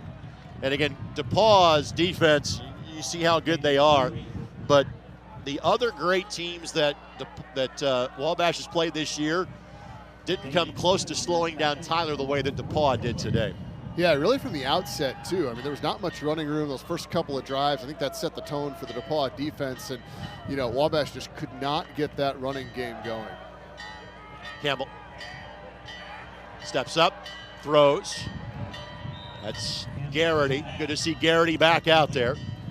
Yeah, and I really like that play by Brand. You know, he got out and he kind of motioned to Connor. He's like, he looks comfortable outside of the pocket. Kind of motioned for him to go, and then he knew he was going to get hit, and he just flips it out to him. Steve, if you were a senior and you were given the option to have the Bell game be your last game or play in a bowl game, there's no wrong answer. Which one would you take? I can't imagine playing another game after the Bell game. Catch made, first down. After losing the Bell game. Yeah. It'll be interesting to see what our seniors decide if given the option. Again, there's no wrong answer there, folks. If you want to play another game, no. If you want to make the Bell game your last game, understandable. Well, and I think given our seniors the option, we'll see what they want to do. It's just, there's so much, you know, we're so fortunate, both schools as players, to have this game. Right. Because regardless of how your season is going, there's always the Bell game. It's always the last game. It's always there. And it's just, it sets the end to a career unless you're going on the playoffs. Pump fake. Again, trying to find something and throws this behind the intended target. Again, that's Tim Miller. I think the neat thing, too, about it, it's not just the Bell game, it's Bell week. It's everything that leads up to it. It's all, you know, each school, each team has traditions they do throughout the week with the student body, with the rest of the team, the coaching staff. So you get to experience all of that. And you're right, Steve, no matter how your season's going, it's that whole week, that whole experience that you get. Yeah, and we talked about the telecast parties out there. You know, it's all, you know, the communities of both schools across the country, really across the world, or they have this week circled, and this weekend and this day and this game circled on their calendars. Second down. Throw, and it'll be out of bounds. There was some contact there, but that throw was going to be out of bounds and unable to make the completion. That's Whitty. That was the intended target. Third down. I want to give a special recognition to our producer director, Vince Morales. This is his first Bell game. Vince, you're doing a wonderful job, buddy. Congratulations. Vince was our director on ISC for Lawrence North and Brownsburg last night. All of us seemingly were at Lawrence North and Brownsburg last night. I partnered the referee and his crew for that one. Third down and 10. Thompson. Ooh. I think. A foot down? Well, I think you did on the second catch. There was a bobble, but they're going to give it to him at the 15-yard line. Wow. Great effort. Catch of 20 yards for Connor Thompson. Well, I'm always thankful, Greg, that I've been able to be part of this broadcast, and it's just always so much fun to have this vantage point and to be into the game like this and be able to watch from up here and work with you as such a professional. 20-yard pickup, first and 10, 15-yard line. And this one thrown out of bounds. Nobody close with 39 seconds left to go. Well, I've had the pleasure of knowing Steve for the last 15 years. As I put on a really sappy Facebook post earlier, I hired Brad Wakamerka out of college 20 years ago, back when I had hair and his wasn't gray, well before all the kids were around.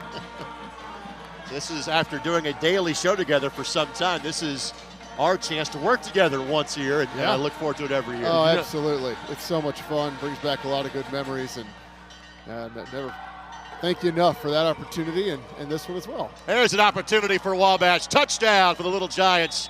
They'll get one final score for this regular season. Catch made by T.J. Alexander, his 4th touchdown catch of the season. Give Campbell the touchdown toss, and now 42-20, extra point pending. At the time, did you not realize the risk of hiring a DePauw grad right out of college? Well, I actually hired 2 of them because I hired Chris May about the same time as well. Fair enough. I clearly didn't learn my lesson, is what I'm trying to tell you. Well, it is the holder. Saw him get one passing play during the game. And Rutgers' kick is up and good. There was a flag thrown, so hang on just a second. Again, Kelsey Casper will have the winning head coach and Brett Dietz. Try to get some player interviews post-game as well. And let's talk about the mark that Brett is about to attain. He's about to run his record as the head coach of DePauw, Brad, to 40-6. It's amazing. I mean, and this was a team that had kind of been, up and down. Obviously, Bill Lynch here did such a great job for such a long time, too, but went through a few coaches before that. But, yeah, I mean, what Brett has built and has sustained, again, you've just seen it kind of get better year over year over year. And now it's just, class after class comes in, seniors go, and guys replace them. It's a system that works. Multiple quarterbacks have come in and had success. They can run the ball. They can pass. You don't think they're not known for any one thing. They do everything very well. Their defense is really good. This is a program that certainly seems to have some staying power under Brett Dietz, and they want to make a mark this year in the playoffs to really prove it. And again, Brett is a D3 guy. Played at Hanover. Did spend some time playing overseas. Played in the Arena Football League. And he's a Division III guy through and through. Also want to have the chance to thank kind of our points of contact with these 2 great schools. Of course, I want to thank Bill Wagner and Brent Harris, who are the sports information directors extraordinaire for each of these 2 schools. But our point of contact for Wabash is Jim Amadon. Our point of contact for DePauw is Stevie Baker-Watson. When I say that, this is a coordinated broadcast effort of these 2 schools. And as not just the announcer for ISC, but the guy that kind of runs a few things for ISC. I'm involved in negotiating the production contract, and I cannot tell you the feeling I have knowing we are entrusted to bring this game to Wabash and DePauw alumni across the world each and every year. And that means that I'm talking with Stevie and Jim on a regular basis throughout the year. So thanks to those 2 for their trust in what we do on the ISC Sports Network. Timeout called DePauw, and want to see a rivalry game. We're taking a timeout about an onside kick in a 21-point game with 34 seconds left to go. I'm sure DePauw is not thrilled, with their defensive numbers this year. They're probably not thrilled giving up that touchdown there late. Now they've got some backups in, want to keep guys healthy, get some other guys some bell snaps like we were talking about. But, leave a little pride there and giving up that score, and want to make sure you can secure this football and close the game out.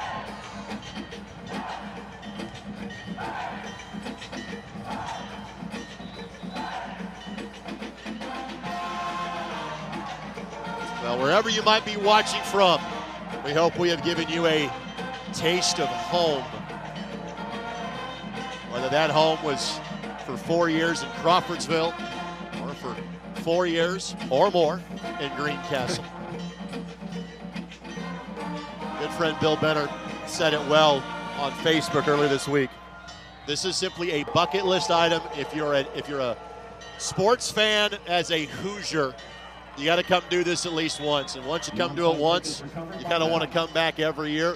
That works for us as broadcasters. It works as fans. And we're 364 days away from the next one of these at Little Giant Stadium in Crawfordsville. It's such a great setting at both of these schools, and the athletic facilities continue to improve. They get nice. The game day experience is so well run and so well put on. The tailgating, even if you're not a fan or alumni of these schools, it absolutely is something on the list that you should do just because of the setting.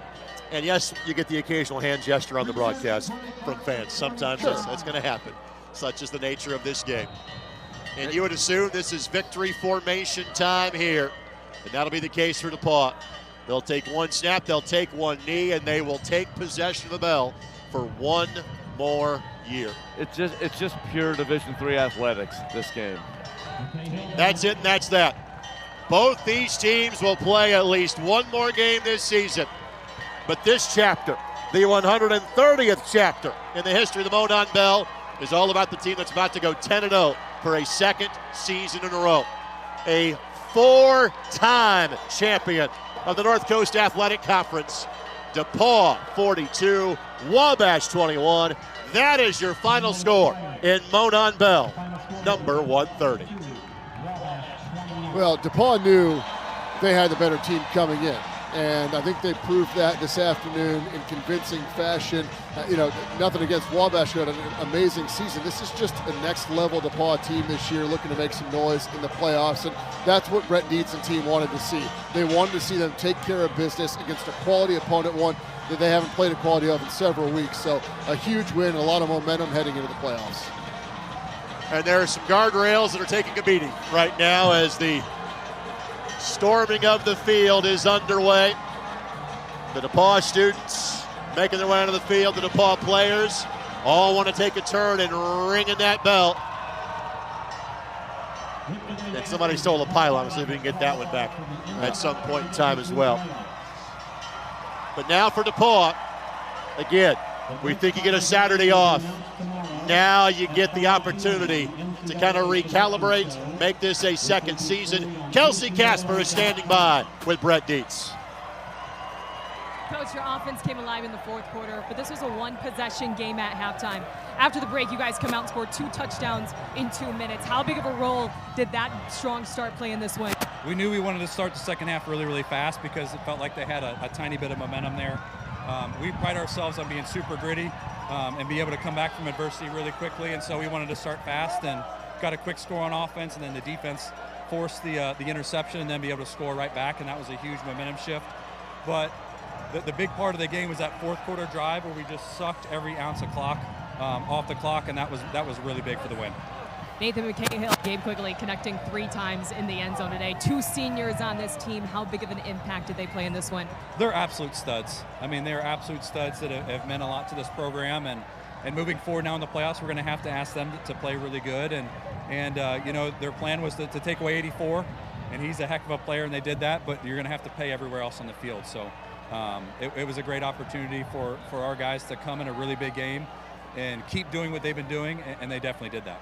This journey almost identical to last season, undefeated regular season conference champs. But as you look to the postseason, what is the biggest difference in this group compared to last year? They're not satisfied. The seniors talked about it from the very first day we came into camp, that not only did they win the championship, but they wanted to go on a really deep run. Our goal, it's not a secret anymore. We're trying to be the best DePauw football team ever. And that's what these guys are trying to do, and we're certainly not there yet, but we're on a path for that. So we're really excited to win this game, obviously to win the bell, everything for the DePauw community. I'm so proud of this team and this community. It means the world to us, but now we're not satisfied. We want to go deep in the playoffs now. We want to keep this thing rolling. And for the 3rd straight year, the bell belongs to DePauw. I mean, the atmosphere, the fans, does this feeling ever get old? It never gets old. I mean, anytime you win the bell and you can have that thing in the Lilly Center, for 364 more days. It means the world to this program. It means the world to this community. And I'm going to get used to hearing that bell ring every single day once again. So super excited for our team. Appreciate it, Coach. Congratulations. Woo!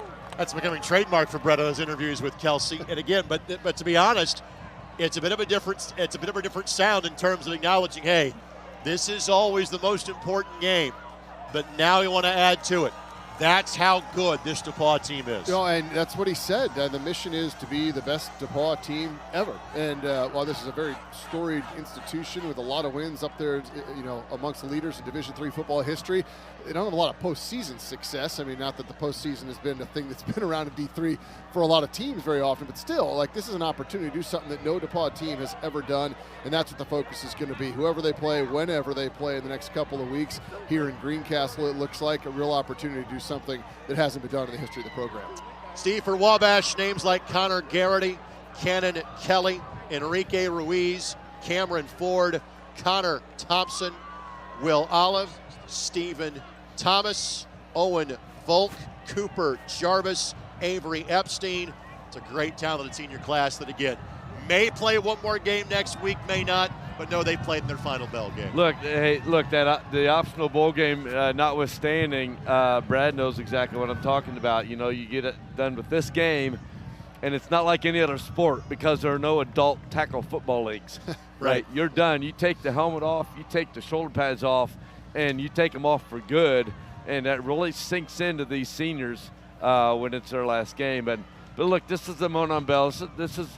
This Monon Bell game is the way we like it coming in, not the result so much from my end, of course, but coming in where they're playing for the conference championship. Wabash had a good year, DePauw had a good year, and it's all about this game. Let's talk to the senior quarterback for DePauw who threw, well, I'm almost thinking counting touchdowns here, 4 of them today. That'd be Nathan McCahill. He is standing by with Kelsey Casper.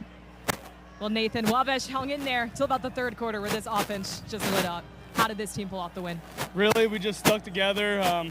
We knew that we were going to face some adversity in this game, so it was really just not getting too high or too low and just sticking to the plan, and we knew that eventually that stuff would start to break open. You were able to find fellow senior Gabe Quigley 3 times today in the end zone. Just talk about the connection and how well it works. It really is. I mean, the whole week and really the whole year, I mean, we kind of see this stuff happen before it really happens, and I think that's what makes us so good, is just being able to vision how we think it's going to happen and then execute it when it happens. Talk about your defense. They didn't give up 1 first down in the entire first quarter. What role did they play in this win? I mean, everything, they really kept the offense in it when we were kind of having some ruts in the first quarter and the first half. So those guys, just holding them to 7 points when the offense didn't really have the best half in the first half. But, I mean, they really just played their ass off, and a great performance. 3 straight Monon Bells. It's staying in Greencastle. How does that feel? I mean, it's everything. That's one of the big reasons why you come to DePauw is to play in this game and to keep that bell on campus for everyone that's at DePauw going to school. So, congratulations, Nathan. Best of luck to you guys in the postseason. Thanks so much. When Nathan tells the story a few years ago, yep, in my 4 years at DePauw, I was 3-1 in Bell games. But when I started, I was 2-0 in Bell games. 299 yards passing, 4 touchdowns. Caden Whitehead, 199 yards rushing, 2 touchdowns. Yeah, I mean, both. I'm sure Whitehead would have liked one more to get that 200 mark. But what a game from Whitehead. I mean, it was 99 yards the first half, so 100 in the second half. Pretty balanced. Caught a couple of balls. I mean, just ran smart, ran patient, then showed the explosiveness in some of those runs in the second half. Again, it's a DePauw team that can beat you in so many ways on offense, and they showed that perfect balance here this afternoon, and that was even with Ballantyne sort of getting taken out of the game. That was a focus for that Wabash defense, but the other weapons, like Coach Dietz said, stepped up, and this is a team that has a really, really potent offense for whoever they play in the postseason. Steve, final thoughts on this one? Hey, look, it's a deep DePauw squad, and Wabash knew coming in we had our work cut out for us. The thing about DePauw this year, we knew their defense was going to be good, but then the numbers that DePauw's offense put up this year, so both sides of the ball, such a balanced team coming in, and again, this is what we want to play for in the Monon Bell, and it was another good one. Brad, your final thoughts from the DePauw perspective? Well, I mean, it really couldn't have gone much better for the Tigers this afternoon. A win against a quality opponent. That was what they wanted to get some good experience going into the next couple of weeks. They've probably secured a bye and, again, have a chance to do something that a team in DePauw history has not done before. So you got to be thrilled if you're Brett Dietz. A great win. It's always good to get the Monon Bell. Savor this tonight, this weekend, and then they turn and had that focus on the playoffs. But an absolutely great capstone to the end of the regular season for DePauw, and now it's onward to the postseason. Guys, let's do this again November the 15th, 2025 in Crawfordsville. Thanks, my friend. Steve Hoffman, great to work with you. Brad Walker-Merca. Kelsey Casper, tremendous job. We hope you join us again next year as well. Our fourth chapter of this rivalry on ISC, but we are an infinitesimal part of what this rivalry is all about. Two wonderful schools, two tremendous communities, and one game that we have celebrated now for going on 14 different decades. In this chapter, it belonged to the home side in DePauw. Your final score today, Tigers 42, Little Giants 21. Goodbye from Greencastle, and thanks for joining us from Monon Bell 130 on the ISC Sports Network.